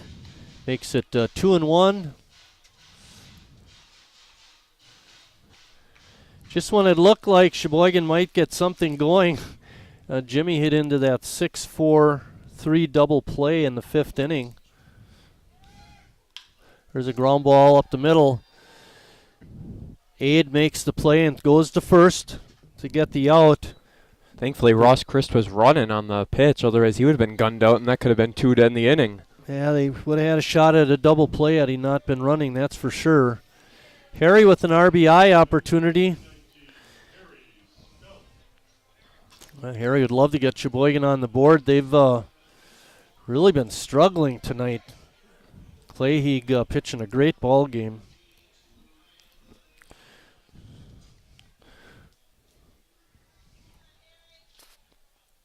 They only have 10 guys here, you said? They have 10, I believe. Preston Piranha was their lone sub. They took their manager, Bunton, and put him at DH in the 9th spot. Certainly helps their pitching depth that Well, their ace is I think basically the big going thing all that 7. helps them is having Clay. If he's able to pitch the entire ball game. Exactly.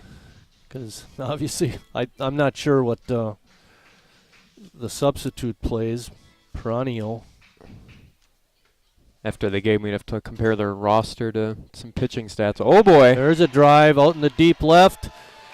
Aid Bapp. Logan Pye looks at it. It goes over the fence for a 2-run homer for Harry Stelt, and Sheboygan right back in the ball game. Harry got all of that one. I interviewed Harry before the game. It was on our social media channels, and I asked him, I said, you're having one of the best years of your career. Did you change your approach? Did you do anything different, or is just everything seemingly going right? And that's what he said. He said it's a little bit of everything. Everything's just going right so far this year, and boom, 3-2, the A's are within 1. Piranha is a pitcher, according to their roster sheet, and this brings up TJ Roberts.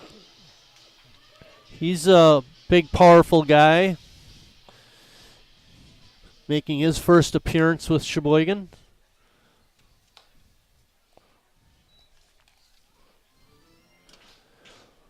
Roberts last season with Sheboygan hit .354, had a couple of home runs, so he's definitely a threat.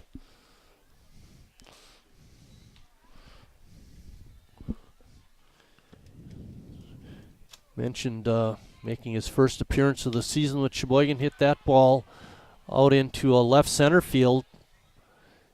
And making the call and the catch was Euling. And that ends the 6th inning. But Sheboygan comes up with a couple of runs to make the deficit only 1. And we're going to head to the 7th with Burlington up 3-2.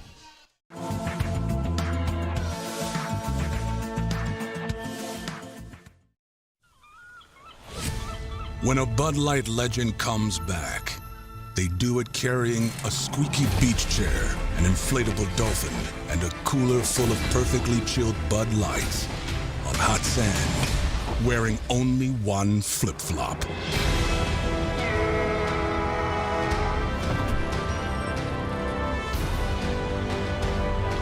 Welcome back, Bud Light legends.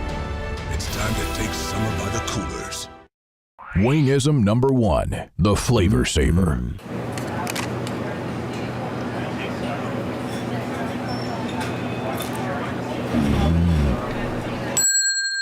Legend Larry's, the definition of flavor.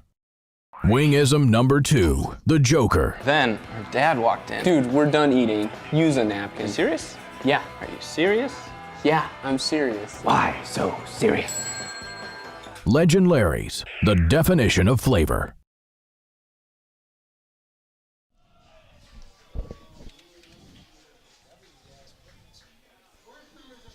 The big party deck up there definitely helped with the 50-50. $350 we're giving away here as Denny reads off the number. Blake Coons coming into the ball game, the big closer for Sheboygan. It's a 3-2 game now, so maybe changed up the dynamic a bit for Tim Moyer and his thought process as it's Coons in. I didn't think he'd come back with Brad simply because of having trouble with his control and then allowing a couple of hits in the inning. So good switch. You got Coons on the bench, get him in the ball game, especially with the only being a one-run game now. Blake comes in. This will be his 13th appearance. He's pitched 31 innings, only given up 21 hits, has 58 strikeouts. The one little bugaboo is that he does walk people. He's walked 23. Has a fine ERA, 2.61, and has a record of 3-1. Not going to get a save tonight. No, hopefully he can get a win. He'll take another win, though, if the A's are able to walk it off, which they've done time and time again this year. And Jason Bunton, the Burlington manager, is going to lead it off. He's 0 for 2 in the ball game. He's hit the ball both times. We mentioned in other ball games, Jason was a member of the Sheboygan A's, was a very fine pitcher. Fly ball out to Schnell, and he's got it for out number 1. Quick one pitch out to start the 7th. As long as we're looking at the 7th, Sheboygan will have Pettit, Jurgensen, and Lorbecki be the first 3 hitters. Hopefully we can get a rally going and erase this one-run deficit. This brings up the leadoff hitter, Jacek Euling. That's exactly what Blake Coons came into the game to do, is throw strikes, and he got on a first out real quickly and pounds the zone for strike 1.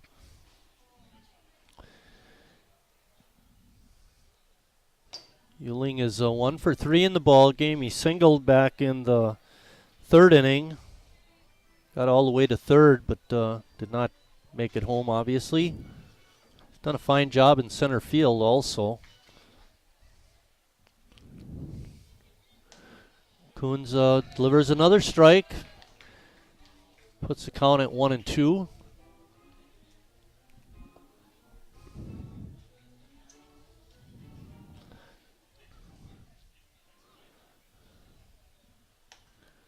Oh, thought he framed it well, I remember but a game couldn't not quite. too long ago, maybe just one of them last week, where we were down, I think we were down 2. The other team came back and scored another run in the top of the 7th. Put us down 3 entering the bottom. It's either the bottom of the 7th or the 9th, but we wound up scoring 4 runs to win the ball game.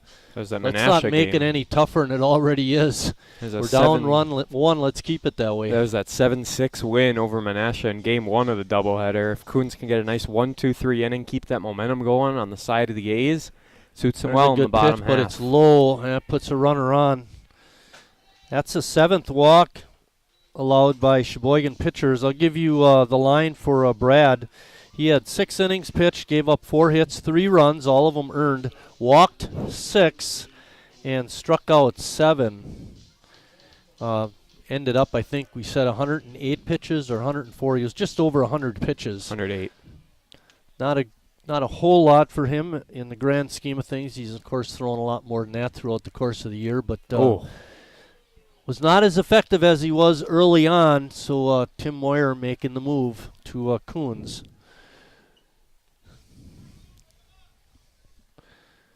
See what Euling does over at first.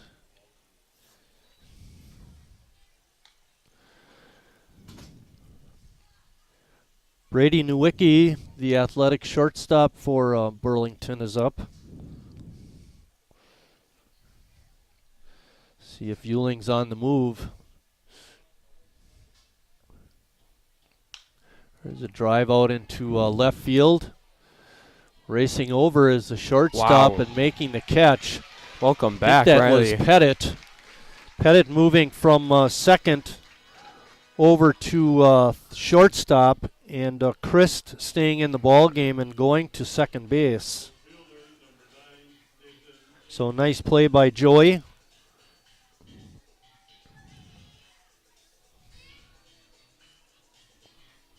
And that brings up the number 3 hitter, Nathan Aid.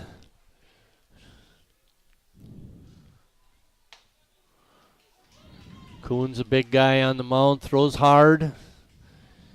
Had a real nice year so far with Sheboygan. Like to get him back next season. Absolutely. This is his first year, and he's just a college boy, so hopefully should be back. South Dakota State. Pitch in the dirt for ball. It's 3-2. Burlington has the lead on the strength of a 3-run homer by Joe Zulliger, their first baseman. Sheboygan came right back in the bottom of the 6th with a 2-run homer by Harry Stelt. There's a line drive out into center. Kim's got that measured and makes the catch, and we're going to be off to the 7th inning, bottom of the 7th, with Sheboygan down 1 run. Stay in the car. With free pickup, you can. Just order ahead in the Meyer app.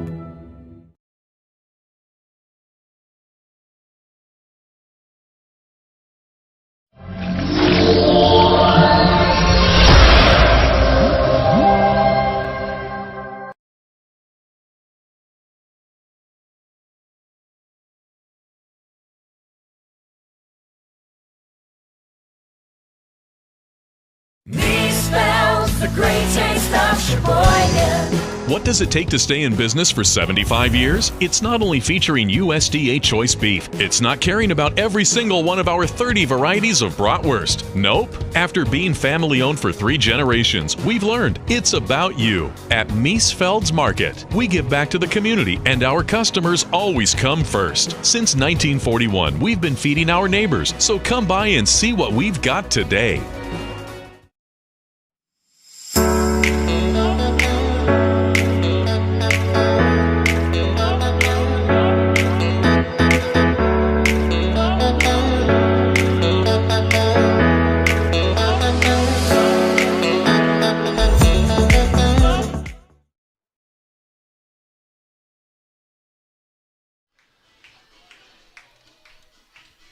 Clay finishing his warm-up tosses. We're into the 7th inning. Sheboygan down a run. They need to get 2 to win. And it's going to be Joey Pettit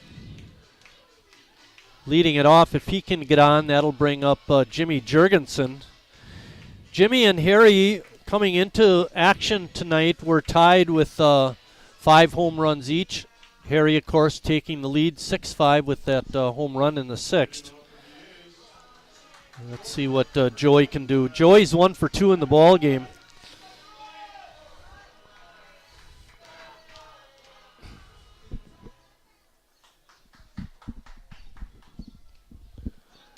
Clayheag's first pitch is off the outside corner for a ball. Pettit teased bunt. He Clayheag threw has it out walked there. 2, and 1, 2, 3, 4 strikeouts. It's the limited strikeouts a lot of times that'll keep your pitch count down. But that's not a concern for Bunton now. Not at all. Clayheag is in for the duration.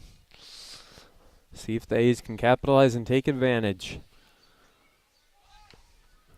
Joey with a bunt in front of the plate. And he beats it. Ball rolls out into right field, but not far enough for Joey to advance.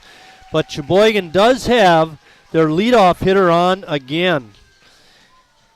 And you weren't up here at the time, but Joey led off the 5th inning with a base hit. And I said, when you look at Zulliger holding the runner, it leaves you a big hole between the second baseman and the right field foul line to get a base hit on the first pitch. Jimmy grounds it right to the shortstop. 6-4-3 double play. Let's not have that this at bat. Absolutely not. Look at how shallow the third baseman is playing. He's way up in the grass.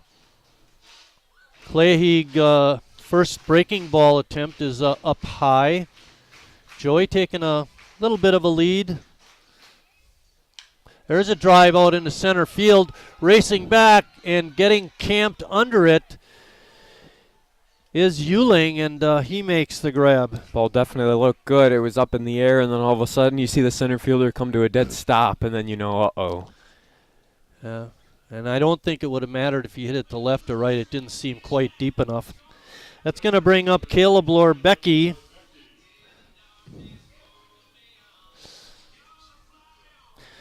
During the course of the game, Larange, the Barons catcher, has thrown out 2 Sheboygan base stealers, so it kind of takes the steal out of play, I would think. A little risky late in the game, but it might be something you want to do, potentially on the situation. Lorbecki taking that first pitch inside for ball. Caleb has been on his 2 times with a hit by pitch and a single. See if he can keep that going.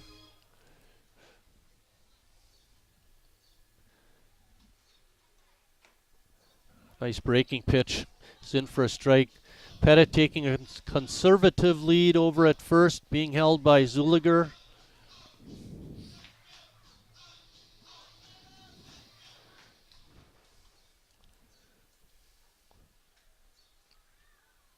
Ooh. Oh, you know what? The ball went behind Caleb Lorbecki's back, and it hit his bat for a foul ball. What a tough break. That makes the count 1-2. Clayheeg has been a beast out there, even when he's not throwing strikes. Oh, my. And Lorbecki's laughing it off, but that's one of those where your instinct is to duck, and he just didn't bring the bat with him. Yeah, there's not a whole lot you can do. It's just one of those things. There's a drive out into center field. Euling way back, and again makes the easy catch. Back-to-back flyouts to straight center, the deepest part of the ballpark. Not where they want to be hitting it now, down to their final out. That brings up Justin Schnell. You don't have to hit it out of the park. If you can get it into the gap, Joey's got enough speed to race around the bases. Schnell does have a couple of doubles this year. Sheboygan 11 and 12 in the state league, trying to improve on that. It's funny, they're 11 and 12 in the state league and 11 and 2 in the NEW. Got 11 wins in each of them.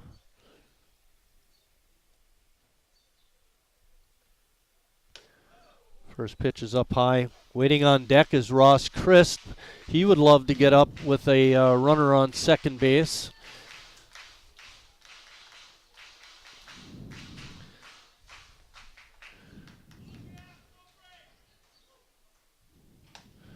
A good rip by Schnell. Swings and misses.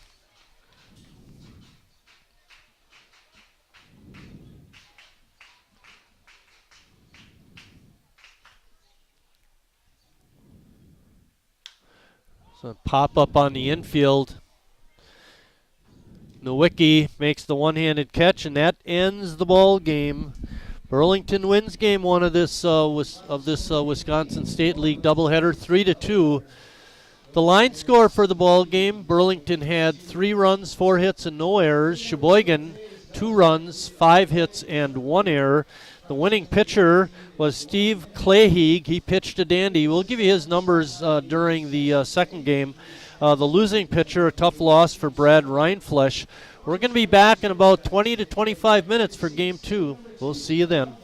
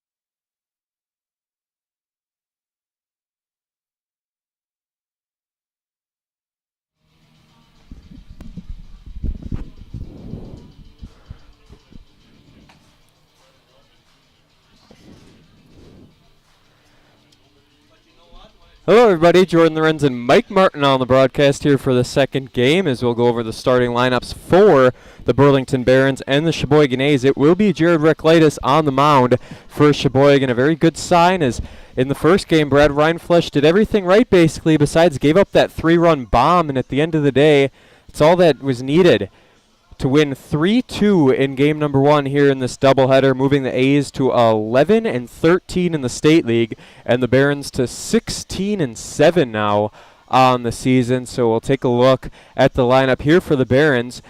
Uhlens will lead it off once again. Brady Nowicki will be second. Nathan Ade is third. That's your 1-2-3 here in the top half of the first inning. No matter what, Paul Archambault will be in the cleanup spot. Joel Zulliger in the 5-hole. Ben Laronge, Logan Pye, Nick Ade, and Jason Bunton. Once again, Bunton in the DH in the 9-hole for Burlington. They have just a 10-man squad here for the doubleheader, but it all worked out for them in game 1. We'll see what happens here in game 2 defensively. For the Sheboygan A's, it'll be Justin Schnell doing the catching for Reklitis. Jimmy Jurgensen stays at first, Pettit at second, Stelt at third, and then we do have Riley Palmquist over at the shortstop position. The outfield is Walker, Kim, and Christ left to right. Here we are all set for the first pitch from Reklitis, and it is just outside for ball 1. A 7:28 first pitch here in the ball game. Game number 2 following a game 1 that was just south of 2 hours, which is not too bad at all, exactly what you'd want from a doubleheader, and the count goes to 2-0. Hopefully shouldn't get out of here too late tonight, but we'll see how this ball game goes. Based on the way that doubleheader went the other night, I think we had a basically 2.5 hours for the first 7-inning game. Boy, it was bad. Set the whole night back. It makes a difference when you have really good starting pitching. That's to say the least, as there's a big swing and a miss from Uhlnes. Euling. Well, what does this thing say? So I wrote it down right, but I was looking at it wrong. I did phonetic. Jasuk Euling. Yeah, well, Euling. I was looking here. Yeah, don't look at that. No, don't look at that. All right. Now we know. 2-2 is the count to Reklitis. Brady Nowicki will be on deck as the pitch. Swing and a little grounder over to first base, and an unassisted play by Jurgensen records the first out of the inning. Nice little ground out. That's a nice way to start the inning. Not too many pitches and get them out right away. No complaints there to start as Reinflesch, we believe he went 104 or 108. It was somewhere in that range in game 1. He went 6 innings. Blake Coons came in for relief. Glad you mentioned that. Let's go through the pitching line for the Burlington pitcher, Steve Clahy. He went 7 innings, gave up only 5 hits, 2 runs, 2 earned, 2 walks, and 4 strikeouts. And he pretty much was pretty masterful throughout the game. Not a big strikeout guy, as you mentioned, as this is Harry Stelt's ball to catch. And he has to make a late move on it, but able to grab a hold of it. And F5 is your second out to bring up Nathan Ade. I think we talked about Brad pitch. You mentioned it earlier. He pitched a real good game. Blake Coons went the 1 inning and worked a scoreless 7th. Gave us a great chance. Yeah. Just couldn't capitalize. Kept the score in place, and that's all you need to do at that point in time, as we'll see what Reklitis can do with Ade at the plate. Nice quick first 2 outs in the ball game, and as he misses outside. Tom Retzak stopped up between games, said hi. Was sitting with Jared's dad, Randy. We're in the ballpark watching the game. Randy and Mary show up for a lot of the games. Just Randy tonight, I guess. Swing and a miss to even it up at 1-1. They had a list in, I think it was the Beacon. It's not like the major paper for Sheboygan. But anyway, they had a list of all the retirees from the Sheboygan Area School District this year, and Mary Reklitis' name was on there. She's there you go. A lunch lady at Wilson Elementary School early on, and she finished her career over at South High. Not bad. Nice to be retired. You would know, right? Yeah, 14 years worth. 1-2 is the count, and a swing and a miss goes down on strikes is 8. It's a 1-2-3 top half of the first. To the bottom half we go with Walker, Christ, and Stelt. Authorized dealer.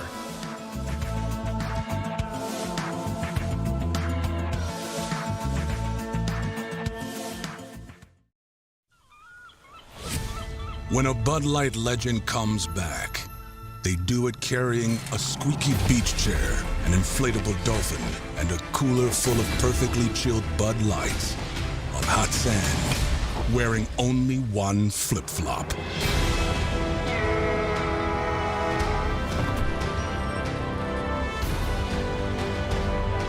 Welcome back, Bud Light legends. It's time to take summer by the coolers.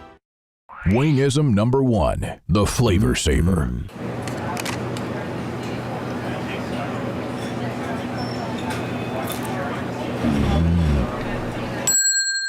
Legend Larry's, the definition of flavor.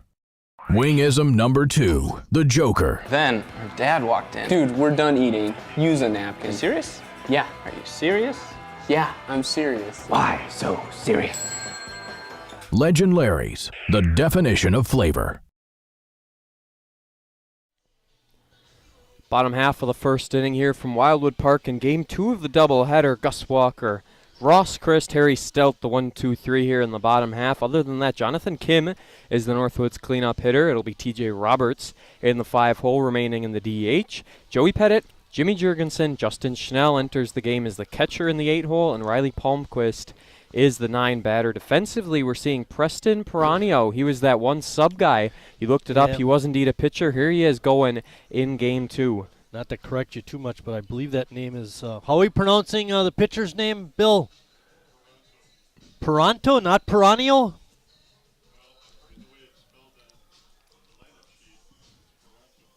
Okay, we'll go with Piranto then.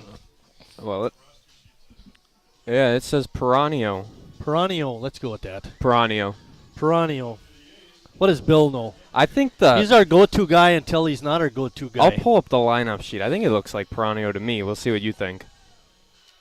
Yeah, so take your pick. Is that an I or a T? Boy, let's look at what the printed sheet is just for the heck of it. On the printed sheet it was an I. Okay, we'll go with Piranha. First 2 pitches miss inside for balls. It's a 2-0 count. Gus Walker getting ahead. Here you go. Piranha. Yeah. All right, Piranha. We're going with Piranha, Bill. We're sticking with it. 3-0. If you're Tim Moyer, you just write the last name. Tell you, it's a lot easier. Oh boy. I watched our game the other night. Oh boy. And I know we were using some of the other score sheets, when kids had played in previous games here in Sheboygan. I think I said January 30th for one of the guys instead of June 30th. Yes. So as I'm watching the game, you made reference to a player who played in the same game and said, yeah, he played in January 30th too. I know, I did that just for you. I'm not buying it. No, that was the whole point of me saying it, to see if you would catch on, and you did. It's perfect. Only took a day. Only one day, no big deal. Following the leadoff walk from Piranha brings up Ross Christ. Good to see another leadoff guy on for Sheboygan. See if Piranha can bounce back. There's a little bunt, nice try and advance the runner. It's a good bunt at that. The throw is not in time. Pulled him way off the bag. Zulliger had to go and get it. It's a bunt single for Ross Christ.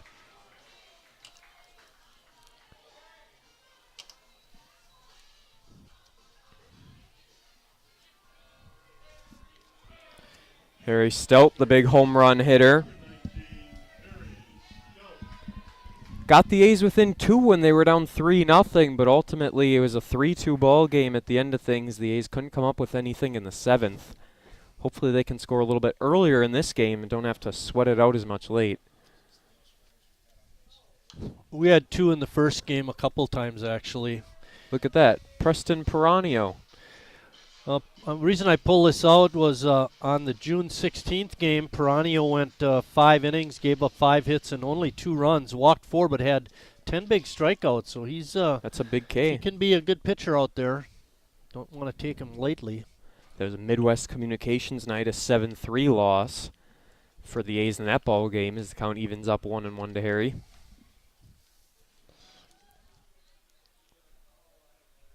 Addison is at West Allis in a doubleheader today. They're the only other team knotted up with 11 wins, but potentially Addison beat West Dallas in that game. We're not sure. We'll have to take a look in a little bit. Lombard was beating Green Bay, I heard handily. They got a 4-game series this weekend. The A's and Addison have a 4-game series to wrap up league play next weekend right here at the ballpark. I was mentioning during the first game, I think one of the goals that Sheboygan should have in regard, wild pitch. One of the goals that Sheboygan should have finishing out the state league season is try to get to at least 500. You know, we've had such a nice season in that NEW and winning a couple of tournaments. Want to leave a sour taste in your mouth having a... If the A's were to lose this game, it would put them at 11-13. Then you got that game Tuesday at home against Green Bay, and then the 4 games against Addison. So it's not impossible. I had us 11-12 coming into tonight. I think we're 11. 11. Oh, right yeah, now. you're right. I was looking at my sheet, but I said it wrong. There's a base hit through the infield, scoring one for sure. Moyer waving the arm, the second. Oh, boy, that's a cannon from center field, and good thing the stop sign came up. Euling with an absolute bomb to Larone. We finally caught a break. Harry's ground ball up the middle did sneak through. And a good decision by Tim to hold Ross Christ at third. Especially when you think about it, first and third, nobody out.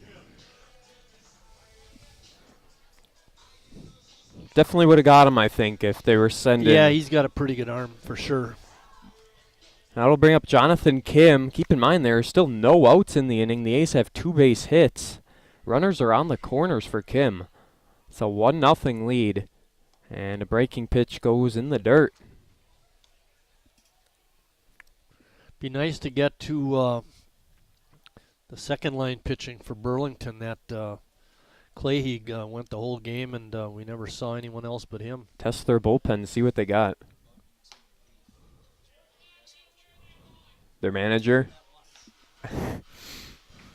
Well, better having a 30-year-old guy than a 22-year-old guy on the mound. CJ was saying Jason Bunton, their manager, said he's holding himself back for relief pitching today. That's why he's and, in the he was a DH dandy role. when he was with Sheboygan, and after, too. He played most of his career with Burlington, right? He played his first 4 or 5 years here. Then played like 9 with Kenosha. 9 with Kenosha, first 4 or 5 here, but during most of that 13 years, he was a really good pitcher. Next pitch way inside. Great job, though, by Ben Larone behind the plate, able to hold Harry in check at first. And if that ball would have got past him, who knows if Chris would have been sent home. 3-1 is the count to Kim. Well, Piranha's got to come in now. I'm sure Jonathan will be ready. Piranha's 3-1 pitch.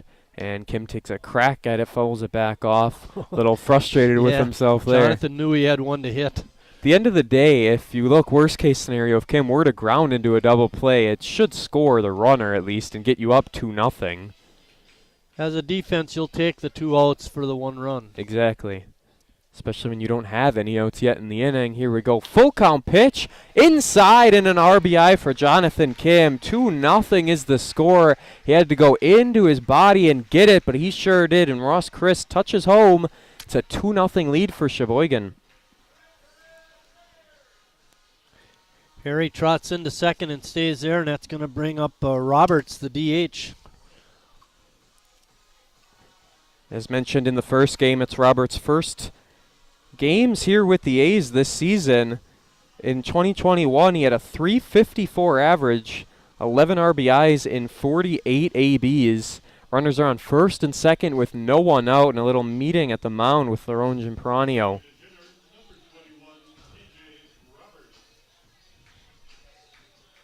Larone just didn't catch the first game, did he? Yes, he's doing double duty today. He was a good one. He threw out a couple of Sheboygan base stealers. That's a tough spot to be in, but he stuck there behind the plate, and the first pitch to Roberts is outside. So far this inning, Gus Walker led off with, I believe it was a 4-pitch walk. Then Ross Christ had a nice single. The runners advanced to second and third off a wild pitch. Harry Stelt scored one of them. Kim scored the second. So now Stelt's at second with a big ol' lead, actually. And Kim's at first base. No one is out. 2 runs on 3 hits in the bottom half of inning number 1 off Preston Piranha.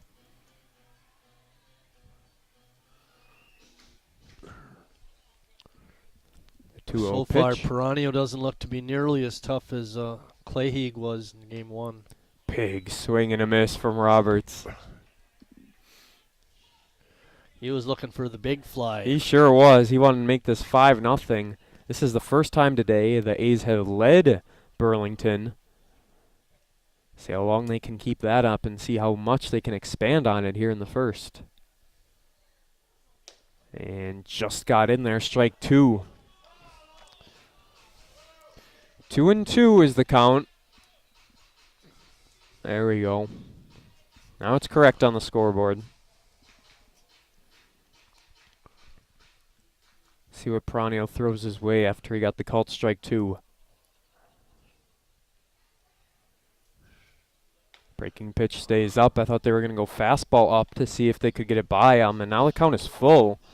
You don't really want to be wasting pitches in at-bats like this. Well, the thing with Roberts is he is a good hitter. He'll tattoo a fastball.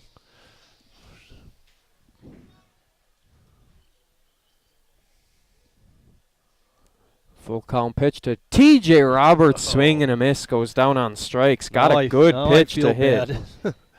Ooh. Jeez. Who's that analyst guy? Fire him. Jimmy Jurgensen will be up next. After the first out was recorded, a big sigh of relief for Piranha.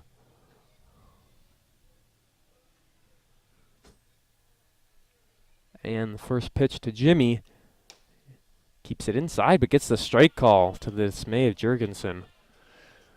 Jimmy moved out of the way thinking it was inside, but the umpire, John Applegate, didn't think so. That's what happens when you're still, or so inside, I should say, and you're all the way up in that batter's box. When you got to move back, it's big swing and a miss there.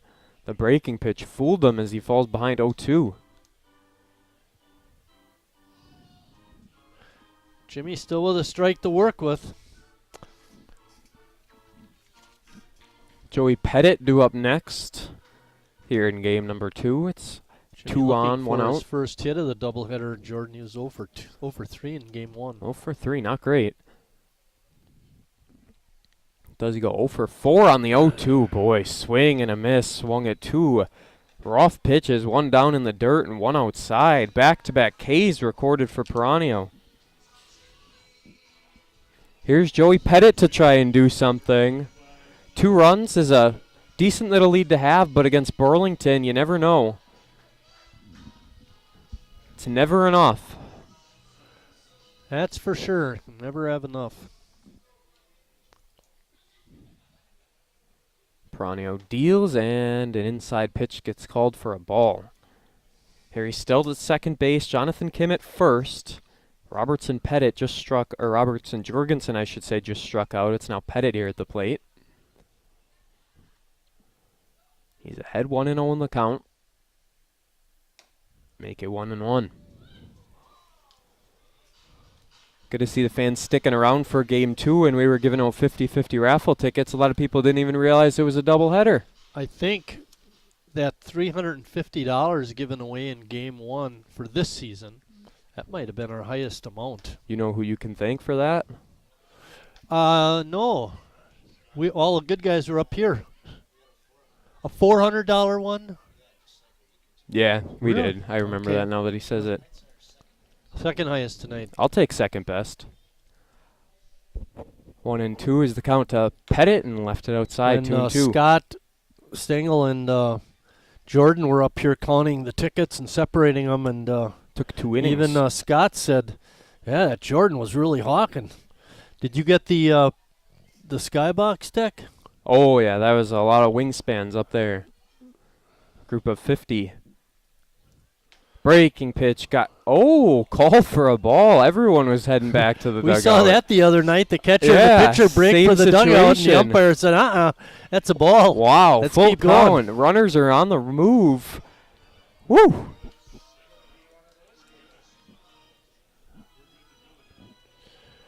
Piranha going to have Not to a lot attack of the zone. disagreements in the first game, but we've had a couple already here in the first of this ball game. And now he rung him up. And Joey knew it too. Yes, absolutely. On the outside corner. Ace score 2, though. They lead 2-0 as we head to the second inning. With free pickup, you can. Just order ahead in the Meyer app.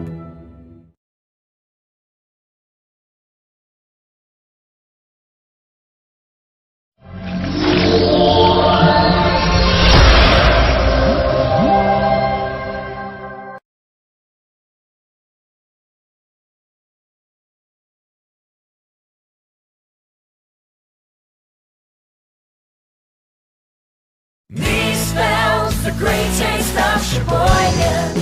What does it take to stay in business for 75 years? It's not only featuring USDA choice beef, it's not caring about every single one of our 30 varieties of bratwurst. Nope. After being family owned for 3 generations, we've learned it's about you. At Miesfeld's Market, we give back to the community and our customers always come first. Since 1941, we've been feeding our neighbors, so come by and see what we've got today.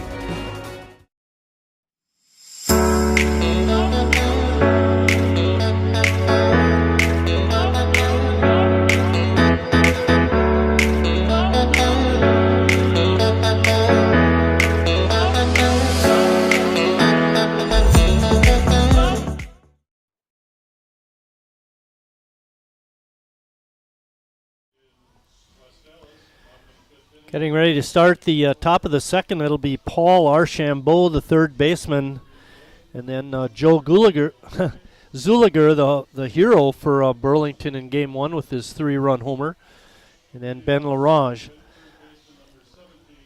Our umpires for the second game doing the plate is John Applecrew, and on the bases, Steve Liddell moves from home plate now out to the bases.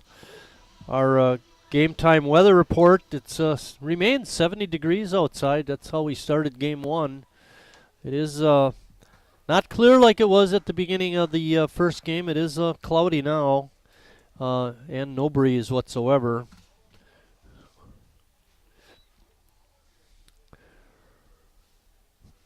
That pitch in the dirt makes the count 1-1.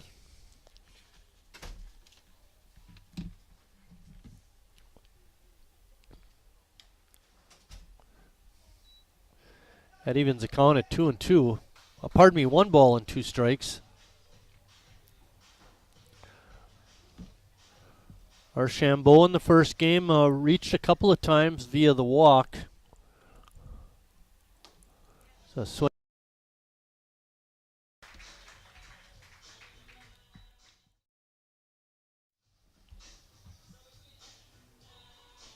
CJ.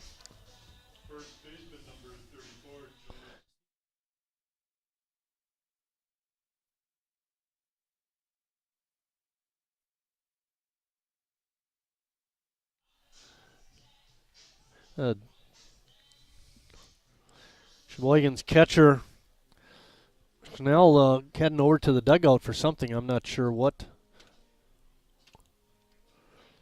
So now, can I do cut to go back and forth? Okay.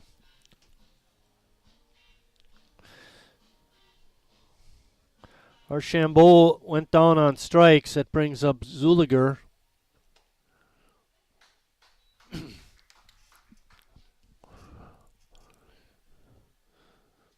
Zulliger 1 for 3 in the first game, had that 3-run homer.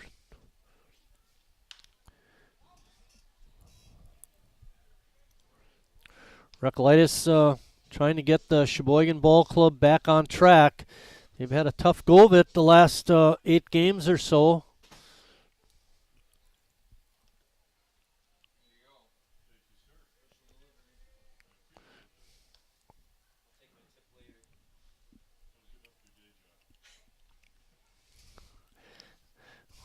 Bill, the last of the big-time tippers.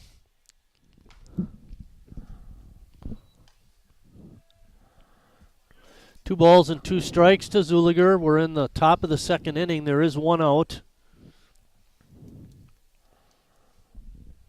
There's a cracking through, and that's the first base hit given up. Well, at least we kept them in the yard. That is indeed true, and hopefully Ben Ralones gets a nice little double play, and you don't have to worry about it. Archambault struck out. Ben Larange up next. Yes. I get that French pronunciation in there. Larange working double duty as the catcher today. That's a whole 14 innings worth. That's not fun. I think this is something I talked about earlier in the season, but doing high school baseball once in a while, you'd see there's a bouncer. Could be the double play ball. Going to take it himself and over to first. Got it just like that. We'll talk about high school baseball at the bottom half of the second. Why don't we? It's still 2-0 as we head to that inning. We're protecting you through this pandemic and the next. I grew up working in my family's supper clubs. This is where it started with us as far as the fish that we serve at Culver's today. We source the finest cod and batter each fillet by hand and always cook it to order. That beautiful golden brown color and flaky on the inside. The fish fry is a Midwest tradition. It's about families coming together. I love bringing this tradition to guests everywhere. Mom and Dad would be proud. Welcome to Delicious. Last year's financial year, Sometimes you need to get out. the great outdoors. Free pickup's easy. Just order ahead in the Meijer app.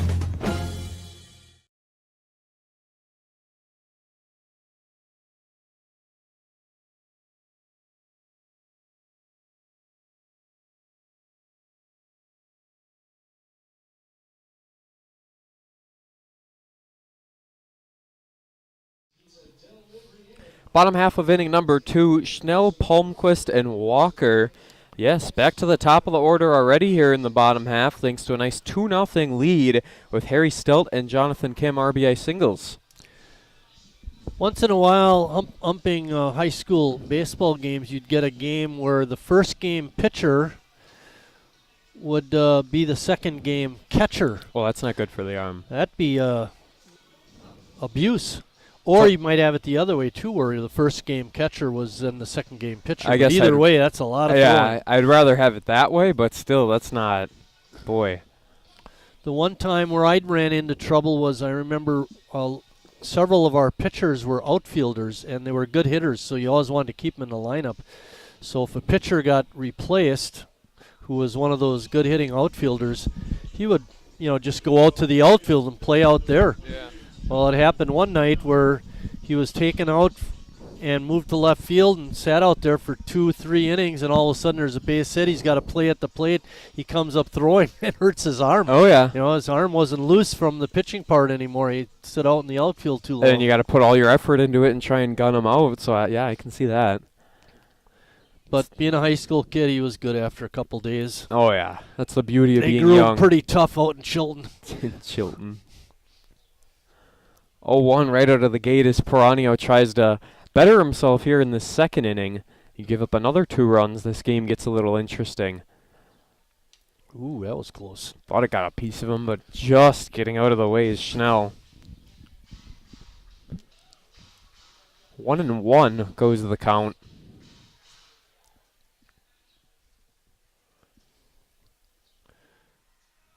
Don't know if we went over the defensive stance here for Burlington in Game 2. Zulliger's at first, 8 at second, Archambault at third, Nowicki's at short, and then the outfield is Pye, Uling, and Aid, left to right. Yeah, just so our fans aren't confused, Nick Aid is at second and Nathan Aid is out and right. Good idea to clarify.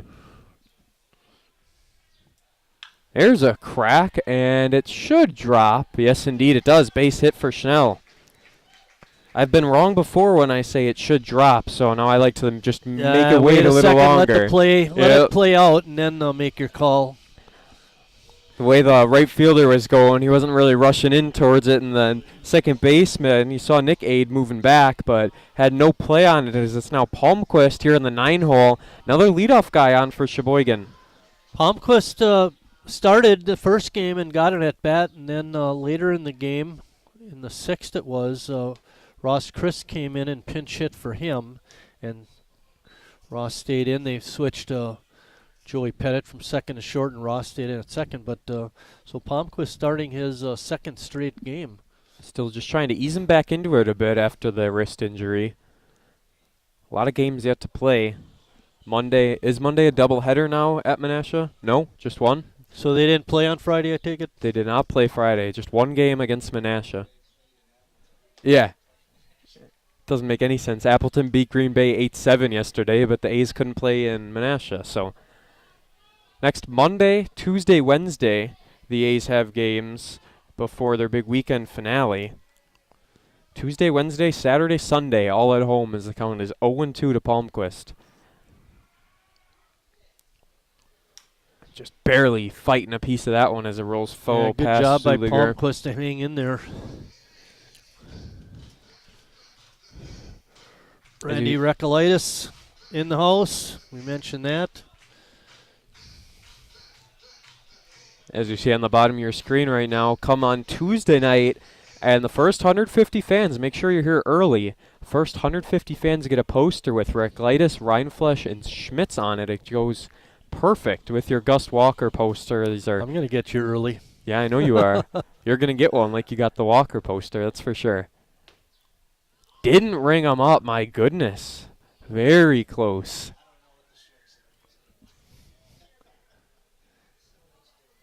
I lost track in the first inning of what the strike zone was. July 23rd, we talked about this with Scott when he was up here during the first game. July 23rd is Hall of Fame Day, and that was our first game question. Kenny Nazy and Tom Grams being inducted into the Sheboygan A's Hall of Fame.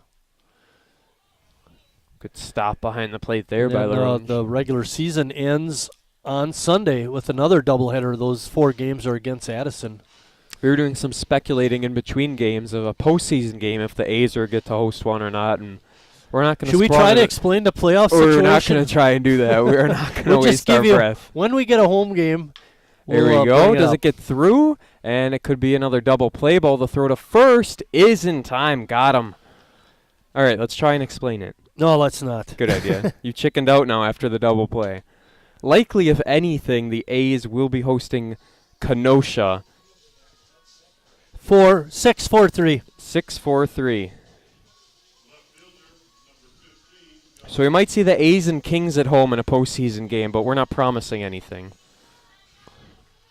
Here comes Gus Walker to the plate. There's a lot of, believe it or not, even though we're so close to the end of the regular season, there's still quite a bit of baseball to be played in the State League.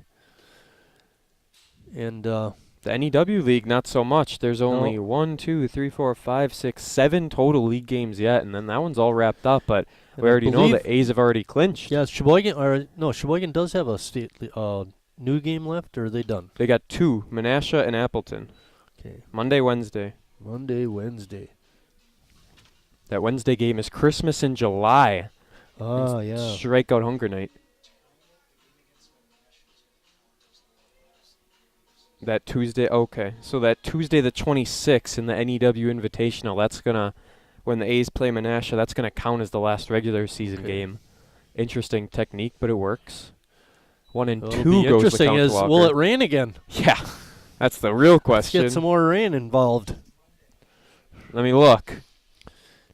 There has been such an issue getting this Menasha game in because of rain. Swing and a miss. Rung him up on strikes as Walker goes down to end the second inning. The score remains 2-0.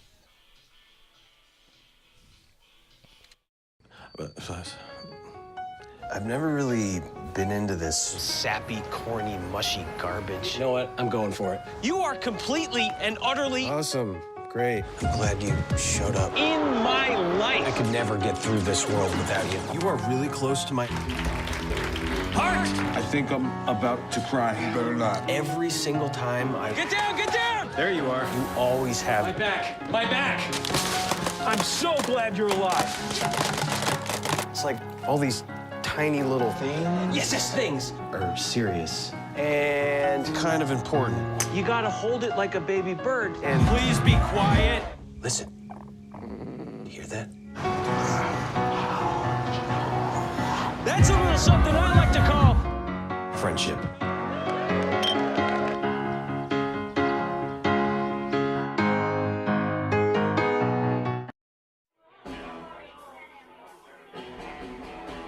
All right, guys, we got teriyaki, honey barbecue, and mild. Enjoy.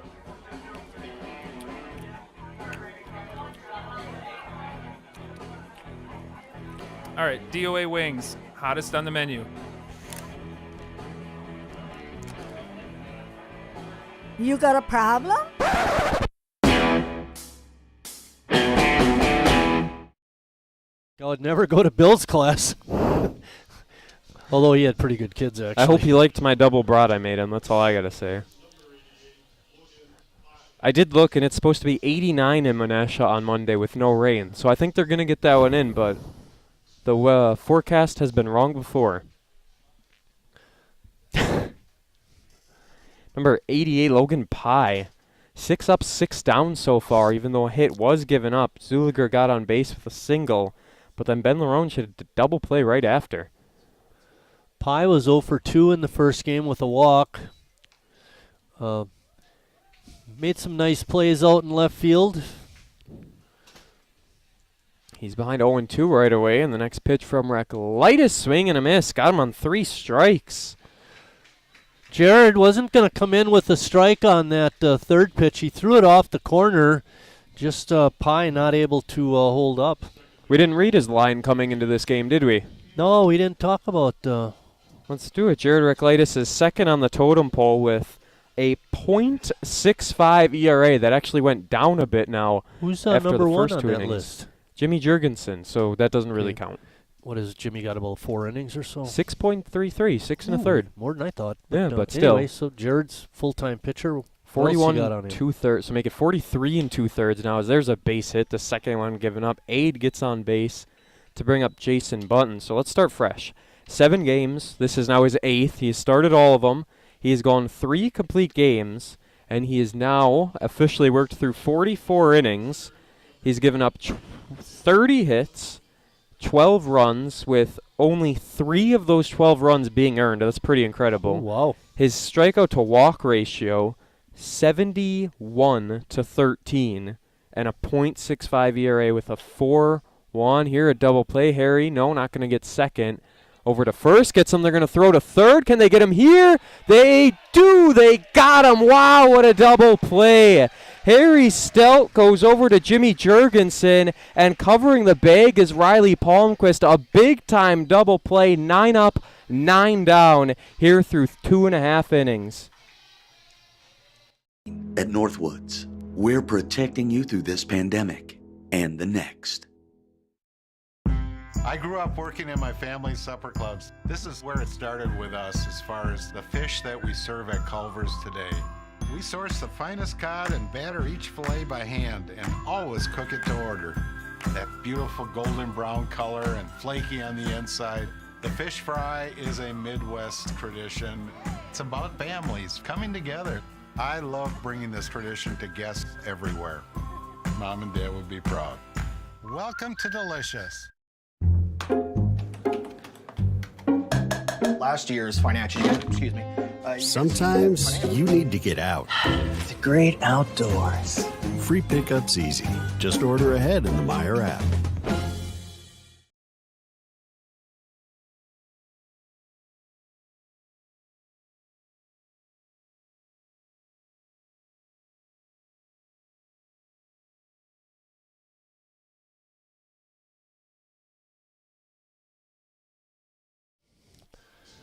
Let's talk about that 5-3-6 double play. It started with a nice pickup by Harry moving to his left and making a strong throw to first. And then the play was really made by Palmquist, who saw the situation, and it is his job to get over and cover third when Harry has to make a play like that. And Riley got over there just in time, and Jimmy, we just talked about his pitching prowess, showed off that fine arm, threw a strike to third base, and Riley able to apply the tag just in time to get the runner, and double play for Sheboygan, 5-3-6. One of the best defensive plays you'll see from this squad all year. And it goes down in the top of the 3rd inning. Here in Game 2 of a doubleheader, the A's lost Game 1. Ross Christ swing and miss on the first pitch. Ross singled and scored his first time up today. And, came in the first game late. Had a single there too. A bunt single that was. Oh, just missed inside, 1-1. It was a very nice bunt single. Not that he was trying to reach off the bunt, but it worked out anyways. Sometimes that's just... Actually, that's what he was trying to do because I think he was the leadoff hitter in that 6th inning. I don't think it was a full swing like a tap. I see. That's what I'm saying. That was in game 1, I getcha.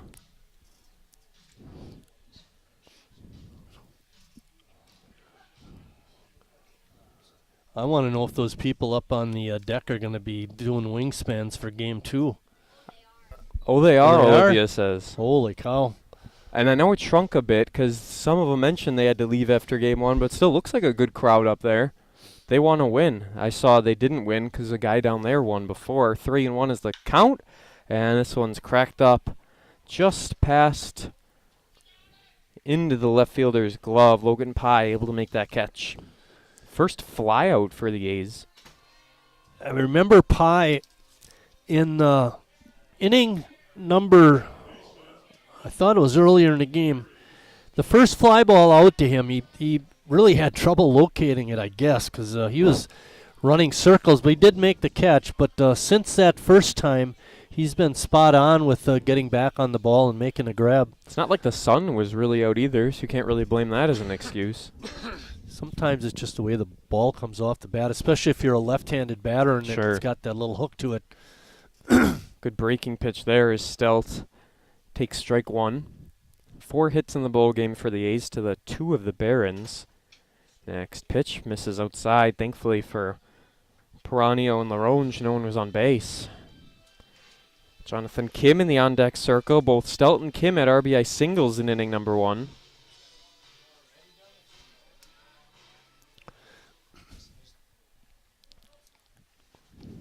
See if we can string some hits together. Hopefully. Misses outside, or get a few walks together. How about it? Base runners. Get that pitch coming up for Piranha. Sheboygan had the 2-run homer by Harry, but all the other hits in the game by... Oh, there's a clock from Harry Stelt, and it's going back and just into the glove of Nathan Ade. All the other hits for Sheboygan in that game were singles. So far in this game, we've got 4 hits. All of those are singles.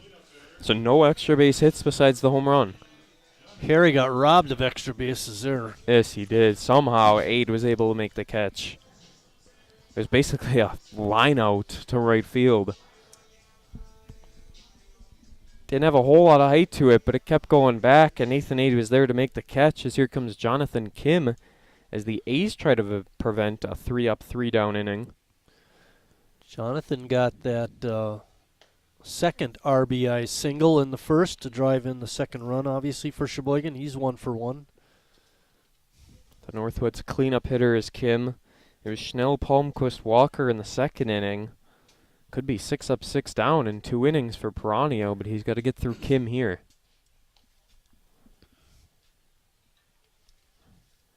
Tomorrow off for the Sheboygan team before they play in 3 games, Monday, Tuesday, Wednesday. Then they got 4 games in 2 days on the weekend series. A rare Sunday off. That is true. Good point. Has there been... They had the 4th of July Sunday off, but other than that, that was the only Sunday off. The pitch was just inside, very close. Kim taking it though, showed a good eye. It's 3-1. Never too late to get a rally started. 3 balls, 1 strike, and a chopping ball got on top of it as it rolls right under the hand of Tim Moyer. Full count here. Piranha see what he deals to try and get out of the 3rd inning. Keep the ball game 2-0. Here we go. The pitch. And left it inside. Kim will reach to bring up TJ Roberts. TJ looking to get a hit. He was 0 for 3 in game 1. Roberts started a stretch where 3 consecutive A's struck out. Him and Jurgensen struck out swinging, and then Pettit went down looking. Let's get a new something started here in the bottom half of the third. Jonathan's one of those kind of players, if you can hit it to the gap to the fence, he could score a run. He's got good speed. And Did he Roberts go? is Yes, the kind of indeed. hitter that can do that. I think Roberts asking the home plate umpire, is that a strike or did I go? And it looked to me like he got his bat out there a little too far. I agree. Of course you do.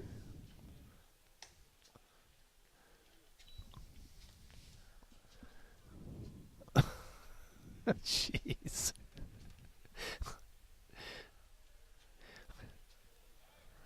Check back on Kim. You never know if he's going to be running with 2 outs. Get him in scoring position, make it a little easier for Roberts.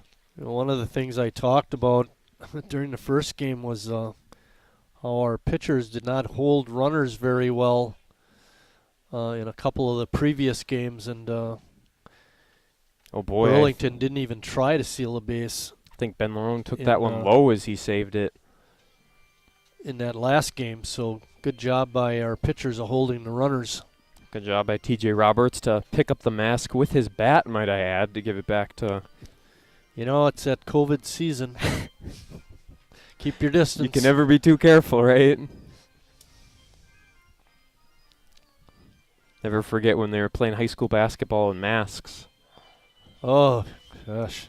Yeah, that could not have been fun. Couldn't imagine doing that. No. How about this one? I don't know if you played pickup basketball. What if you went to the gym to play pickup basketball? You got to wear a mask. They make you put one on? I don't know. I think I might skip it. That would be funny, actually. Anytime someone else touches the ball, you got to wipe it down or swap it out. Kim going to second on a high throw and going to stay there, get a nice stolen base out of it.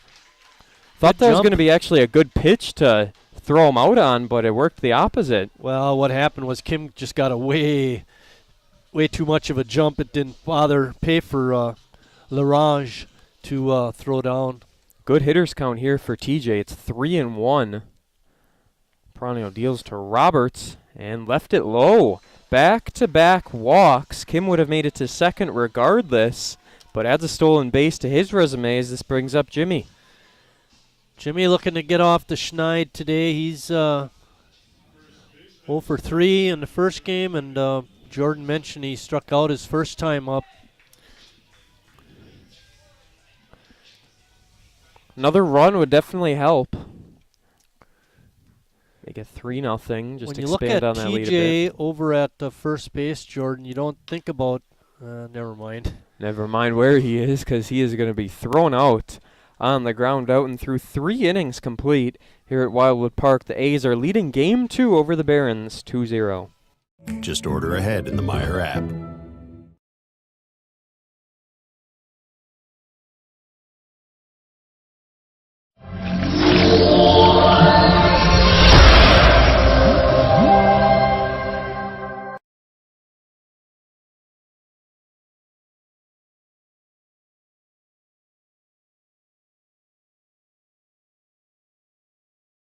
Me spells the great taste of Sheboygan. What does it take to stay in business for 75 years? It's not only featuring USDA choice beef, it's not caring about every single one of our 30 varieties of bratwurst. Nope. After being family owned for 3 generations, we've learned it's about you. At Miesfeld's Market, we give back to the community and our customers always come first. Since 1941, we've been feeding our neighbors, so come by and see what we've got today.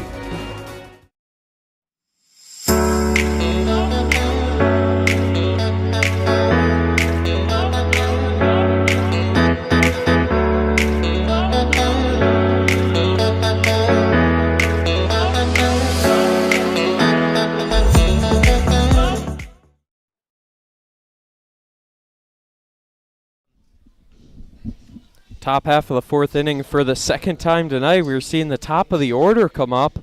That's how it's been. Sure, there have been 2 base hits for Burlington, but they've gone 9 up, 9 down thanks to 2 double plays, an unassisted double play by Riley Palmquist, and then that phenomenal one back in the 3rd inning. I was going to let me expound on the point about Roberts. Is he doesn't look like a fast guy, big burly kind of guy. He has got good quickness. You'd be Good surprised. speed? Yeah. T.J. Roberts. He was the one that was forced at second. He'd be the kind of guy, it'd be really fun to watch him, because if there's a ball hit to the gap, he would try to score. He would. They'd ignore the stop sign. Strike comes in. $128 for a 50-50. It's because I wasn't selling them. And look what happens. Less than half. Into left field, running towards it and making the play in foul ground is Gus Walker. Uhling flies out on the second pitch he sees. Keep that pitch count down, Jared. I think sometimes strikeouts are made too much of. The main thing is you want to get an out. If you got a bad fielding team, let's get all the strikeouts we can. Sheboygan, I think, has a pretty good fielding ball club. Let them do some of the work. I can counter that point because when Reclitus pitched against Lombard and they beat him 2-0, he threw just 82 pitches in those 7 innings, and he struck out 12 batters. So, that is a very high strikeout number compared to how many pitches he threw. Yeah, right. That's the only game. All comes in different sizes and shapes. Exactly. I thought in the first game, Burlington did a good job of battling with Ryan Flesh and caused his pitch count to go up. Brad did have 7 strikeouts. For him, I suppose that's about average. He usually, we think about him striking out more than that. But unassisted ground out. I was just counting only 3 strikeouts so far for Reclitus as we're through 3 2/3. So let's do some math on Ryan Flesh. He's got... So how many did you say he had? 7 Ks? Yes. So that would be 90 strikeouts in 59 2/3. You got to get your phone calculator. out with your calculator. Yes. And the way we did this last year, especially at the end of the year, because Ryan Flesh actually had more strikeouts than Jared. But then we said, well, let's do by rate instead of by actual number. Oh, geez. Yeah, that's getting a little Ryan more Flesh into had it. a higher rate of strikeouts than the actual number of strikeouts. Strike there makes it 1-1. K per 9, basically. No, you just take the number of strikeouts and divide it by the number of innings that have been pitched. Swing, and did he go? Yes, he did. So if a guy had 60 strikeouts in 30 innings, he's striking out 2 per inning. Yeah, 1 and 2. He did go. 2 strikes here against Nathan Aid. Tries to end the 3 up, 3 down spot in every inning so far. Just missing there is Reclitus to make it 2s. 2 balls, 2 strikes. Yeah, let's get another 1-2-3 inning. That would help in more ways than one. It's deflating to the Burlington roster, that's for sure. And a swing and a miss. Got him. The 4th strikeout of the night. And for the 4th inning in a row, 3 up, 3 down as we head to the bottom half of the 4th.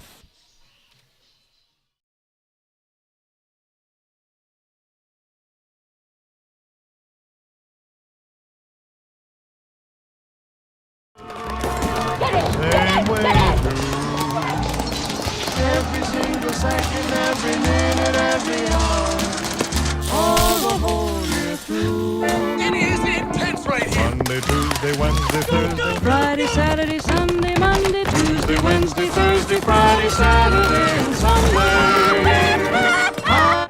That's a lot of lemons. Well, you know what they say when life gives you lemons. We know the saying, Mark. New Bud Light Seltzer Lemonade, packed with lemonade flavor after a lemon of a year. Wingism number 3, the Peter Heater. Oh, so hot.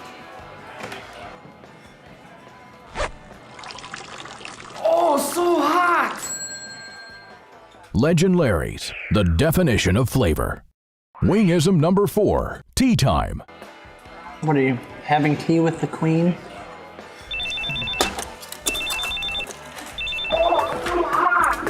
Hello. Nice. Legend Larry's, the definition of flavor.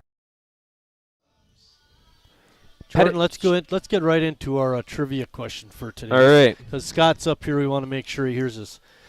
All right, this one's for Scott. When is the Snipe golf outing?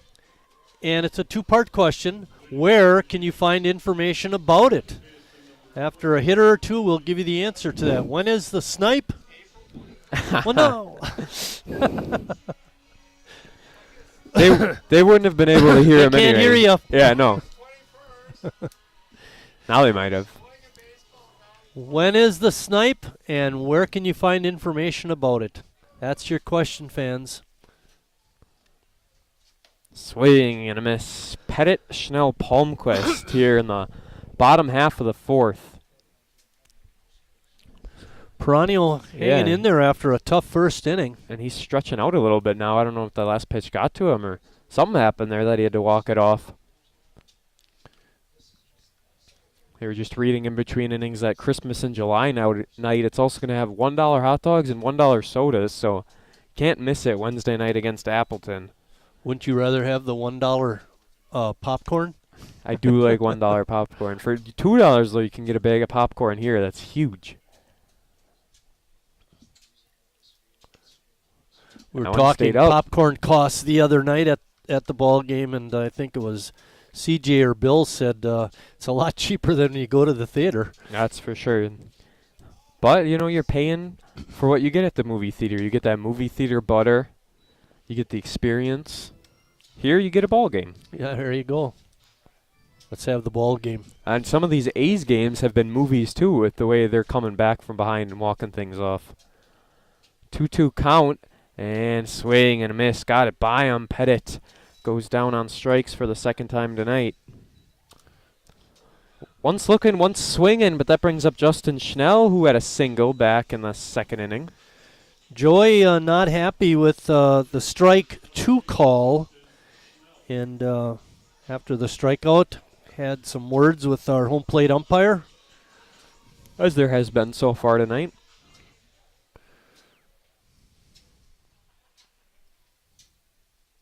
Schnell takes a half swing, but was able to lay off. Good check of the swing there. Piranha so far in the ball game has 3, 4, 5 strikeouts. One of the bugaboos is the 3 walks. One of his first walk led off the ball game, wound up scoring on him. Take that one back fouled, even the count up at 1-1. Schnell got a little bit under it. Jackson working extra today, but it's not past his bedtime, so that's something. It's one of the nice things about starting these doubleheaders a little earlier. We started the Menasha doubleheader at 6:30. I mean, on a good night, you could almost get a game in an hour and a half. We did the first game tonight, was in like an hour and 50 minutes. So starting a 5 o'clock doubleheader, Jordan can be out here all night. Plus, it's a Saturday. It is a Saturday. Plus, we got early church. Someone was saying they had a comment about how they had to work tomorrow and they couldn't be here for the next game and they should play Sunday morning. And I said, I don't think that would work very well. Guy's obviously not Amish. 2-2 is the count as Schnell. I agree. No Sunday morning ball games. The MLB's been doing it recently, but they're playing at like noon, I guess, so that's a little different. Any of you guys know when the Field of Dreams game is going to be played? August something. I'll look it up. Where they play a Major League game at the Field of Dreams in Dyersville, Iowa? Our Field Understandable, of Dreams. CJ, but no, not that field. Not our Field of Dreams. Swing and a miss. Ticked it into the zone as Schnell goes down. Yeah, they're playing. It's the Brewers and Twins at the Field of Dreams in Sheboygan. A good fastball by Piranha got Schnell on that last pitch. Every once in a while, he'll bring it. August Preston. 11th, it's going to be the Cubs and Reds. Oh, yeah. I think they're turning it into like a permanent baseball facility there. I agree. One of the guys at senior softball in Arizona signed up to be a helper at that game. He's from Chicago, so it wasn't a huge deal driving over. The game last year? the game last year, and because he's a White Sox fan too. Of course. And after he helped out and ushered the people from the movie site to the ballpark, he saw some open seats. He just walked in and sat down, and he was talking to the guy next to him. The guy next to him paid like $2,000 for those seats. I believe it, actually. Those are crazy. Volunteered to help and then walked in and watched the game. Just because it's sold out. Oh, strike call there. Just because it's sold out doesn't mean that every seat's going to be gone. You know, some people can't make it, this and that. But exactly. What was it, the Yankees and White Sox last year? I don't know if it was the Yankees. Yeah, Bill says yeah. It was like a crazy game, too. It was like 8-7 or something. I think Tim Anderson won it with a home run in the bottom of the ninth. It was like 4 hours long. It was wild. Exactly. That's just how you would want it for that first game. Now you got the Cubs, so it won't be as good this year.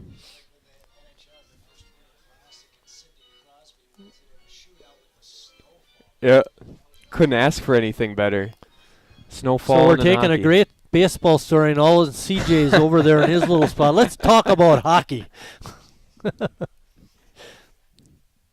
You never watched the Winter Classic. That's your fault. Swing and a miss. Piranha strikes out the side. Holy cow. Here in the bottom half of the fourth. 6 up, 6 down in the inning. So we head to the fifth. At Northwoods, we're protecting you through this pandemic and the next. I grew up working in my family's supper clubs. This is where it started with us as far as the fish that we serve at Culver's today. We source the finest cod and batter each fillet by hand and always cook it to order. That beautiful golden brown color and flaky on the inside. The fish fry is a Midwest tradition. It's about families coming together. I love bringing this tradition to guests everywhere. Mom and Dad would be proud. Welcome to Delicious. Last year's financial year, excuse me.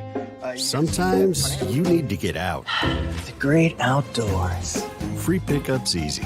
Just order ahead in the Meijer app.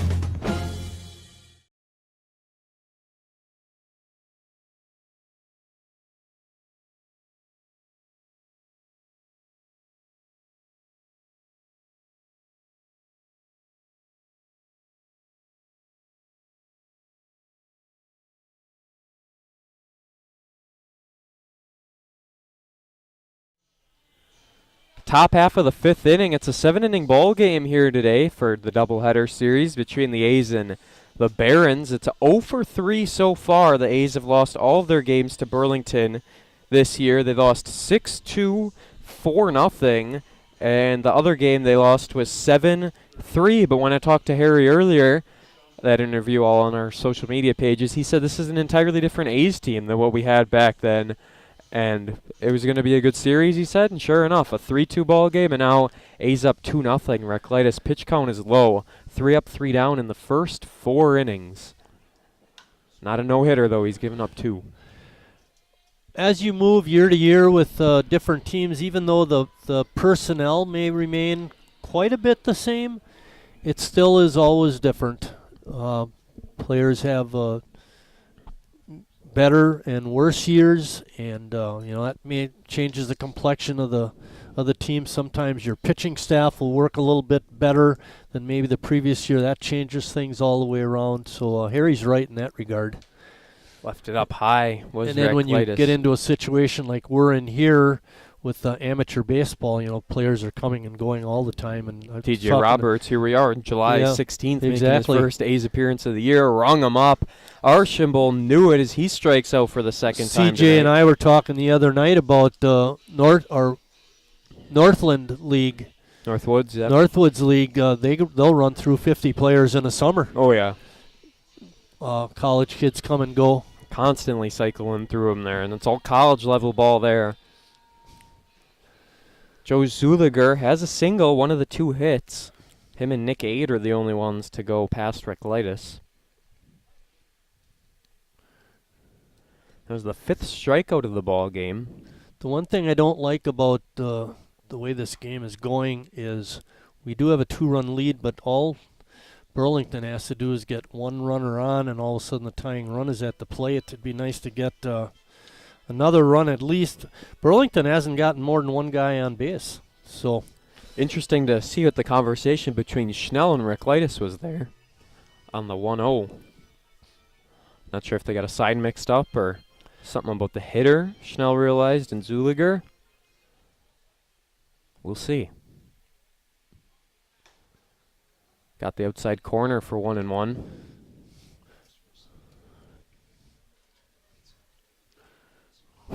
Crowd is awfully quiet. We're in the top of the fifth with a lead. Zulliger with that uppercut swing there couldn't catch up to the fastball. It'd be cool to watch him try and play in the dark. Yeah. Hey, they golf in the dark. True. Glow ball. Well, that's a little different. Yeah, swing and a miss. Another 3 strikeouts in a row make it for Reclitus as Zulliger goes down. That would be awesome. Glow-in-the-dark jerseys, glow-in-the-dark ball. Good old Savannah Bananas balls. How do you say that, Bill? I give up. Ben Larange. Capital R in his last name. Takes strike one right down the middle. As we worked on the pronunciation before game one, it had a wide range of pronunciations, didn't it, Bill? Still does here in game 2. 4 hours into the night. The best part is you figure changing it every at-bat, one of the times is probably going to be right. Has to be right, one of them. He's behind 1 and 2. Only a 7-letter name. Jared looking to strike out the side. See if he can do it on this pitch. Yes, indeed, he does. Strikes them all out. 4 in a row. Strikes out the side this inning. Archambault went down looking. Zulliger and Laronge go down swinging. We'll head to the bottom of the 5th. 2-0. I've never really been into this sappy, corny, mushy garbage. You know what? I'm going for it. You are completely and utterly Awesome. Great. I'm glad you showed up. in my life. I could never get through this world without you. You are really close to my Heart! I think I'm about to cry. You better not. every single time I... Get down, get down! There you are. You always My have... back, my back. I'm so glad you're alive. It's like all these tiny little things Yes, things. are serious and kind of important. You gotta hold it like a baby bird. And Please be quiet. listen, you hear that?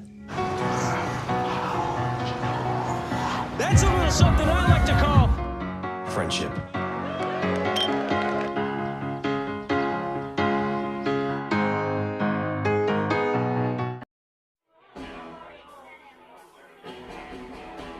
All right, guys, we got teriyaki, honey barbecue, and mild. Enjoy.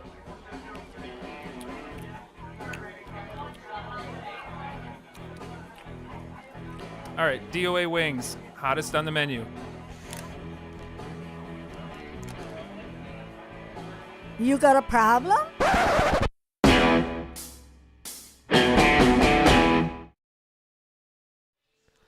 You got to go back to the top half of the 4th inning where Nathan Ade was the 3rd out and he struck out. Then in the bottom half, Pettit, Schnell, and Palmquist struck out. Then in the top half of the 5th, Archambault, Ziegler, and Laronge struck out. So we have 7 straight strikeouts in the ball game, and both pitchers have 7 Ks on the night. It's just incredible pitching so far today, and we actually have the answer to the trivia question. We had so much fun that give. last half inning. We forgot to give you the answer to the trivia. It was a 2-parter. When is the Snipe golf outing, and where can you find out about it? The when is August. I repeat, August 21st. That's a Sunday. And you can find out more about the A's golf outing, the Snipe, at the Sheboygan A's website. So you definitely want to get to that website, find out about it, and sign up. SheboyganBaseball.org. And Jordan, what our team name is 68. What does that stand for? Oh, that's your graduation year. Yeah, that's our graduation year. See, I listen. Cool.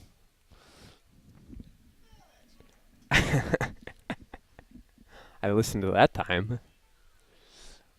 0-2 to Walker. He's 0 for 1 with a walk so far in game 2. And Piranha was actually We were a little worried about him in the first inning. Well, Burlington was worried about him at least, but Yeah. he's been getting that pitch count down now. Left it outside. Real great spot as he nods in approval to LaRonge. We're looking to break 84, that all right. string of strikeouts, especially since we're batting. 84 pitches, CJ says, for Piranha. That's not too bad. This will be 85th, and it didn't ring him up just yet. Left it low. It broke. It was a good breaking ball, but it broke a little too much down in the dirt. See if Walker can fight back on this AB and get himself on base. As we said, a 2-run lead is nice, but it'd take 1, 2, 3 more runs to make it a little more comfortable. That looked pretty close. It's pretty gutsy of Gus Walker to take that pitch. He did a real good job framing it. I thought it was a ball, though tough to lay off on a 2-2 count. It's now full. Piranha deals in a swing and fouled it off, jammed him inside. We're in the bottom of the 5th. Sheboygan up 2-0, looking to expand on that lead, make it a little more comfortable for Jared Reklitis. We'll get you a pitch count on Reklitis in the 6th inning. We'll talk about his brilliant night. And there it is, a walk to end the string of strikeouts. We go the opposite direction, and Gus Walker has his 2nd walk of the ball game. You go back to that West Allis game, Justin Schnell got walked 3 times in the contest. It's good to be patient, always pays off. This is an interesting situation for me with Walker, who's a good base runner on at first, and Ross, who makes contact, and a pickoff attempt goes bad, and I bet there allows goes your Walker point of to what you were go going to say. to second base. Yeah, my point is, do you do a hit and run maybe with those 2 players?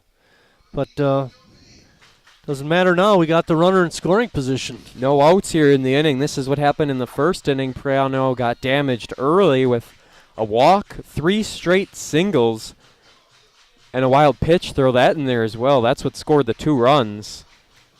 First error by Burlington on the day. We ended the first game with no errors. That's how you win ball games. That's how you get a 16-7 record. We do have some score updates. Lombard swept Green Bay today, and West Allis swept Addison, correct? Both of those are done? So Addison goes to 11-11 now, and the A's are 11-13. So those 2 teams battling here with Green Bay and Kenosha underneath them. Next pitch, gets a hold of it, sends it to center field. Don't think it'll be deep enough to tag, and they are going to do a few steps, see where that throw goes. It's a good one from Nathan Ade. See what Harry Stelt can has do. a pretty good arm. Yes. Remind me of that Brouch guy from Kewaskum and his All the outfielders for good Burlington throwing seem arm. to have a good arm.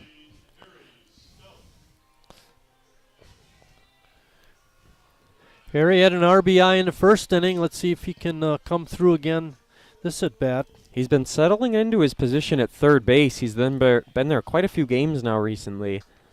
Some injuries. Jacob Neese, that big one, Yeah, caused that's the changes. big one. Left it outside.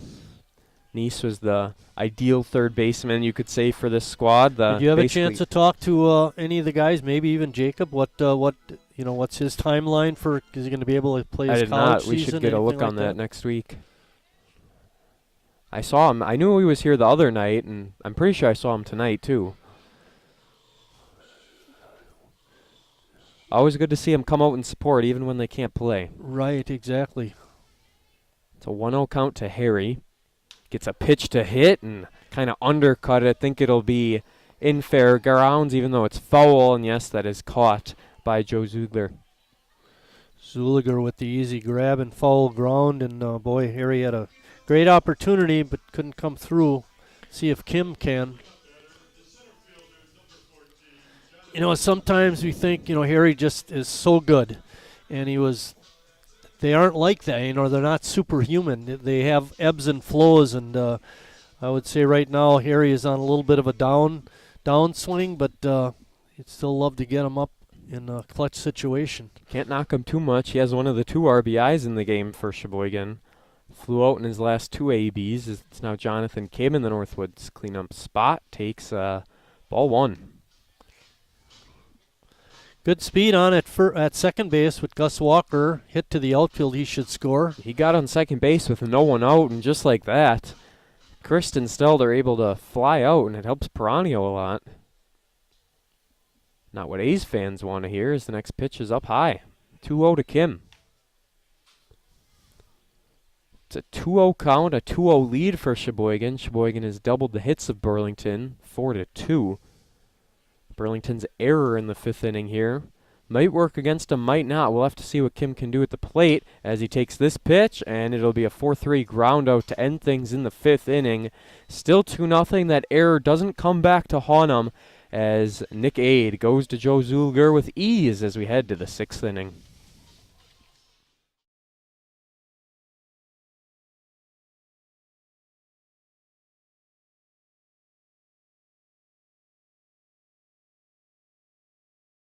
Authorized dealer.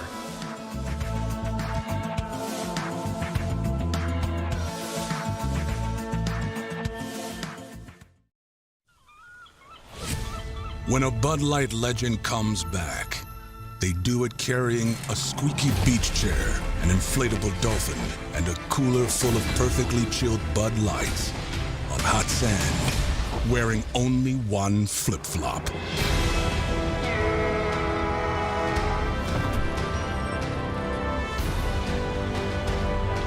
Welcome back, Bud Light legends. It's time to take summer by the coolers. Wingism number 1, the Flavor Saver.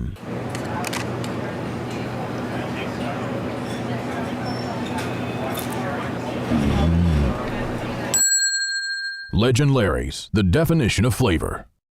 Wingism number 2, the Joker. Then her dad walked in. Dude, we're done eating. Use a napkin. You serious? Yeah. Are you serious? Yeah, I'm serious. Why so serious? Legend Larry's, the definition of flavor. Here we are all set to go in the 6th inning. Time winding down for Burlington. If they want to get back in it, they're down 2, far from a deficit they can't get from behind. Easy for me to say, but we'll see what Logan Pye can do. And if that streak of 3 up, 3 down continues. 50 pitches? Holy cow. That was Jared the 51st with only pitch. 50 pitches. Whew. My goodness. I think that's all right. And just like that, 52 pitches, he's ahead 0-2. Pye only up for the 2nd time in the ball game, and we're in the 6th inning. It's amazing. How do you have 7 strikeouts and only make it 8 strikeouts on 53 pitches? This is crazy. Reclitis is something else this year. Hey, Bill, what was it? Game time to start? Yeah, I'm not saying that on the air.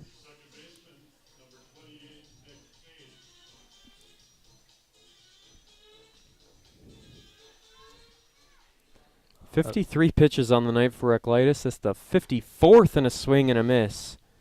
This is just unreal. Keep it going, Jared. Could be. Well, now that you had to say it, it's no longer immaculate. There's the first ball. I think Jordan may have mentioned this earlier in the ball game. Jared has given up 2 hits, but both times the runners have been erased with double plays. So he's facing the hitters in order, actually.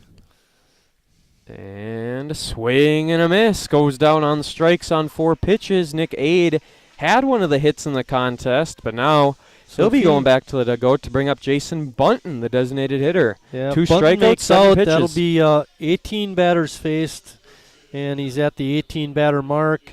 The 2 that reached were erased on the double plays, like I said.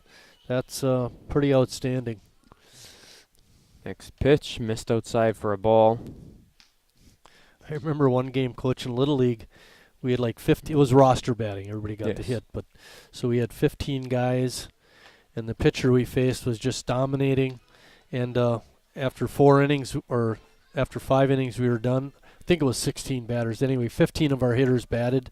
The last guy that didn't let hit. There's a retired bunt 15 pop row. out. You don't right. see that a whole lot. We'll finish your story in the bottom half of the 6th inning is the 3-up, 3-down streak. Yes, you guessed it. It continues. We're protecting you through this pandemic and the next. I grew up working in my family's supper clubs. This is where it started with us as far as the fish that we serve at Culver's today. We source the finest cod and batter each fillet by hand and always cook it to order. That beautiful golden brown color and flaky on the inside. The fish fry is a Midwest tradition. It's about families coming together. I love bringing this tradition to guests everywhere. Mom and Dad would be proud. Welcome to Delicious. Last year's financial year, excuse me. Sometimes you need to get out. The great outdoors. Free pickup's easy. Just order ahead in the Meijer app.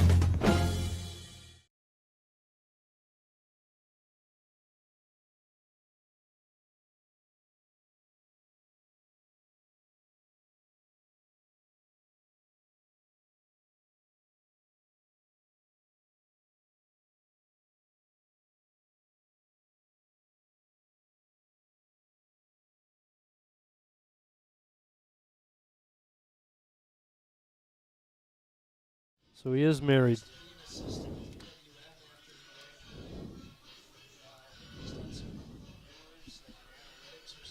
Okay. And you know the other guy we haven't seen all summer? Mike Schubert, the director. Yes. Mike Casper. I didn't hear what you said. I said Mike Casper. We haven't seen him. He lives up in Green Bay, I believe. He may show up on the Hall of Fame Saturday. May show up for that game. Hear so much about the guy. He's a good guy. Remember we played this 1860s Wade House team, and he wanted to pitch, and I said, Mike, let me pitch. He said, I lost to these guys twice already. I'm going to win one. So, yeah, go ahead. So he played out in the outfield. It was actually a much better move because he hit the ball out there a bunch, and with him out there, there's nothing but outs. True. They're getting half hits off of you. They're just making contact, but it's not dropping. Well, it's underhand pitching, you know. It's like basically exactly. softball. Yeah. There's nothing you can do. You ever throw the knuckler? I never threw a knuckler in a game. When I'd horse around, I could throw it a little bit once in a while. You have to grip it like this, right? I put my finger, my first 3 fingers, the fingernails in the leather, and just push it out like that. Yeah, because you can't like technically underhand it. You're like overhand tossing it. And you gotta, it's got to come out of your hand fast enough so the the you air have can to catch put a lot it, of. make it bounce around. I would try to do that all the time. You got to put a lot of oomph into it. Yeah, you do. 2-2 is the count to TJ. Because if you don't put enough, it's just going to die 3 feet before home plate. Exactly. You don't want that. They're not swinging. And swing and a miss on the high heater. Roberts goes down on strikes for the second time this game. Yeah, Piranha didn't look good in that first inning, but boy, he's really gotten his game in order. That's the 8th strikeout of the game to bring up Jurgensen, who has gone down on strikes one of those times. He was the final out a few innings ago. And a good pitch inside gets a strike. I mean, if you take away that first inning of Piranha, this guy's pitching a gem. And even with that first inning, this is still a great performance. The only inning that he got himself into a little trouble after the first was in the third. He walked 2 batters, but to his credit, he didn't walk anybody until there were 2 outs. So that'll help. And obviously, it didn't hurt. He got the next guy to hit into a fielder's choice. But you're right. 4th inning, 3 up, 3 down. 5th inning, he walked a guy but got the next 3, and now we're in the 6th. He's been dominating. Could argue he got lucky last inning. You got Walker on second with no one out, and the A's just couldn't help him, and that swing's not going to help things. Falls behind 1-2. But on a negative note for Sheboygan, you're not always going to have Jared Recklitis pitching. Oh, you no. got to get some more offense going. You're going to need more than 2 runs to win it. Brewers proved that last night. It's not about how many runs you have and what lead you got. It's just all comes down to things at the end of the day. Swing and cracks down back foul. A little bit late. In the top of the 7th, Burlington will have their number 1, 2, and 3 hitters up, so better opportunity for them. But Jared has retired those 3 hitters 6 up, 6 down. Swing and got on top of this one, and as Marty was saying, the A's, they've gotten runners on base, but I just looked, they haven't had a base hit since the 2nd inning when Schnell got it, so that's not great. Our fans can't see it on their monitor, but we got to give Dawson Selvosky credit for that ground ball pickup and the nice throw to the pitcher. Keep the game moving right along, right? There you go. Good job, Top of the Dawson. 7th coming up. Going to be the last chance for Burlington to get something going. And the next pitch here, rung him up on strikes. Yeah, I gotta. Jimmy didn't like it. I thought it was too close to take. I agree. Jimmy didn't like the call, but I guess if I was standing in the batter's box, I wouldn't either. But no, if you're getting called on strikes, you don't like it no matter what, unless you just guessed wrong and it's right down the middle. But speaking of, Joey Pettit's 0 for 2 today, struck out looking and swinging.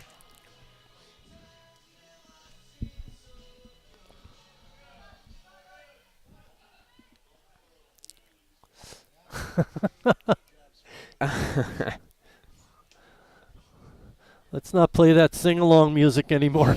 They're not singing along. Maybe just not in that game might work 2. in the first inning of game 1. First inning of game 1. Or maybe like the 3rd inning. It's a good song. Okay. Tell them to request denied. That's easy enough. Just missed to make it 1-1. It would hype you up though if like you got the whole crowd here singing along with it. But ooh, it's huge at Fenway. It's huge everywhere but here.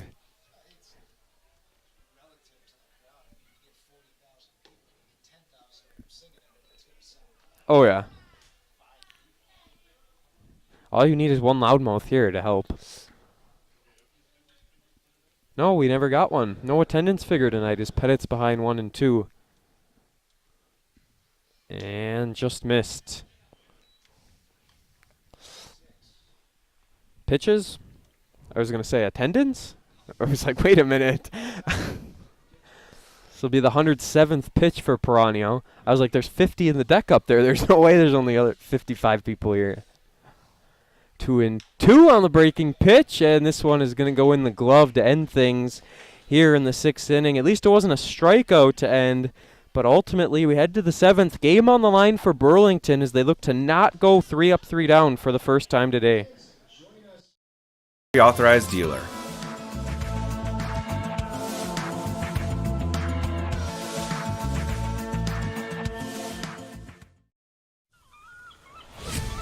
When a Bud Light legend comes back, they do it carrying a squeaky beach chair, an inflatable dolphin, and a cooler full of perfectly chilled Bud Lights on hot sand, wearing only one flip-flop.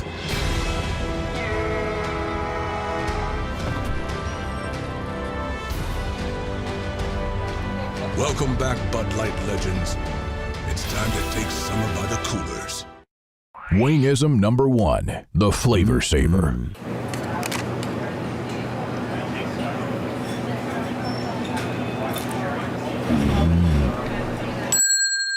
Legend Larry's, the definition of flavor.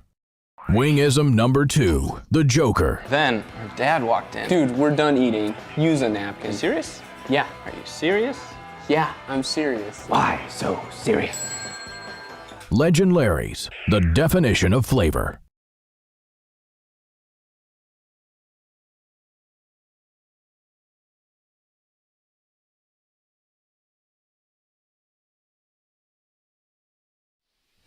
How much was our 50-50 in game 2? 128. 128. Way less than almost, actually $200 less than the first game, yeah. So it happens in game 2. Some people either don't realize it's a doubleheader or they just head on home after game 1. And we're going to finish that 50-50 here so we can get going in the top half of the 7th.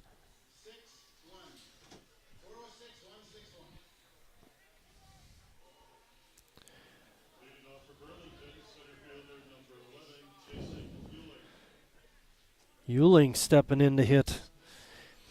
Only making his third I was just plate going to appearance say, of the game. Yep. That's what I was just going to say. His third plate appearance. 1, 2, 3. Not the easiest part to try and go down on Sean strikes. looks like he's a winner. Sure enough.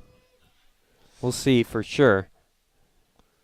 Hard to fabricate a 50-50 win, that's for sure. Strike makes it 1-1. Reklitis, that was his 62nd pitch of the game, so he's on track for less than that 82 in the Lombard game. And the next pitch is a clocking foul ball that not one but two A's miss on. Dare I mention this? If he gets these next 3 hitters in order, it's almost like pitching a perfect game. It basically is. You've given up 2 hits, but got him on the double 2 plays. double plays make up for it, yeah. We could call it a... Oh, my... Nope. And that's going to drop. That thing was curling like crazy. Into the glove of Gus Walker it goes. And they still could have got a double play out of it if they had to. It looked, like it was going to be a gapper, but Walker with his good speed and the way the trajectory of the ball was, it carried right back to Gus as he was moving into left center field. So nice catch and not with number 1. Euling has flown out to Walker his last 2 ABs. Now that comes up to Brady Nowicki, who was flown out and then had an unassisted ground out over to Jurgensen at first. Next pitch, swing and a miss. Pitch 64. Don't act like you're not impressed. Just missed. Tried to frame it there with Schnell. Yeah, good job by Justin. Umpire wasn't having any of it. Sometimes when you try to frame it too much, it makes it a lot easier to call it a ball. As an umpire, you know that's not a strike.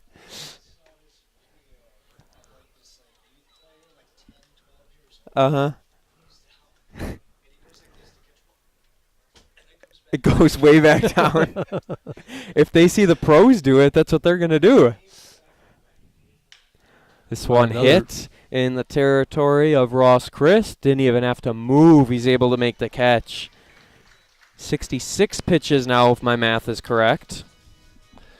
Oh, this is looking good. Nice way to break the tough stretch that A's have been on the last week or so. Good to get a shutout win by Reklitis. And don't say it so soon now. I know. You're right. You're absolutely right. Nathan Aid to try and go 3 up, 3 down again. That would be 21 up, 21 down, even though 2 hits were given up. Oh, no, it ruined it. Base hit. Man. No, that's Marty's fault. Not possibly. This is why I want us just to get one more run. All it takes is a Paul Archambault home run, and this game's tie. Here we go. Things get a little more interesting as that's the 3rd hit given up by Reklitis. Archambault has had a tough second game so far. Let's keep that going. Get this 3rd out. Struck out swinging, struck out looking, and a swinging first pitch all the way. Goes behind 0-1.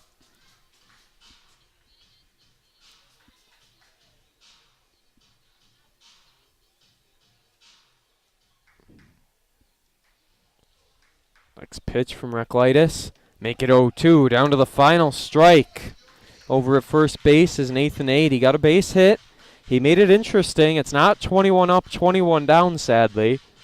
But at the end of the day, Reklitis has a chance to get out of it in under 70 pitches, which is just mind-boggling. The count is 0-2 and missed outside. Not biting. It's interesting to see if he was going to go right after him 2-0. But being the experienced pitcher that Jared is, he knows the throwing off the plate and maybe get a cheap swing by the guy. Now he'll go after him.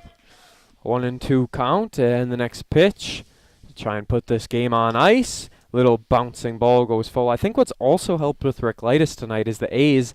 They only have 4 hits in the ball game. It's a real quick moving game, and he's not having to sit too long. When it's maybe by not getting that third run, it forces him to really focus even stronger to keep the other team down. This is true. Makes you pitch a better ball game, and he's done that. Archambault off the foul ball. Count is 1-2 and just got that one off the top of the barrel. And the street it goes as a car drives by. Few kids left here in the stand or in the building. They're gonna run and get that one. Return it for $1 coupon as Reclitus once again has a 1-2 count. Left it inside, and fans are calling those pitches with their heart, not necessarily their eyes. Yeah, that was a little inside. Just a bit. And then signaling up also was Reclitus. He just wanted some clarification. Count now 2-2. And the next pitch, swinging it up through the infield it goes. Unable to get a hand on it, and back-to-back singles brings up Joe Zulliger.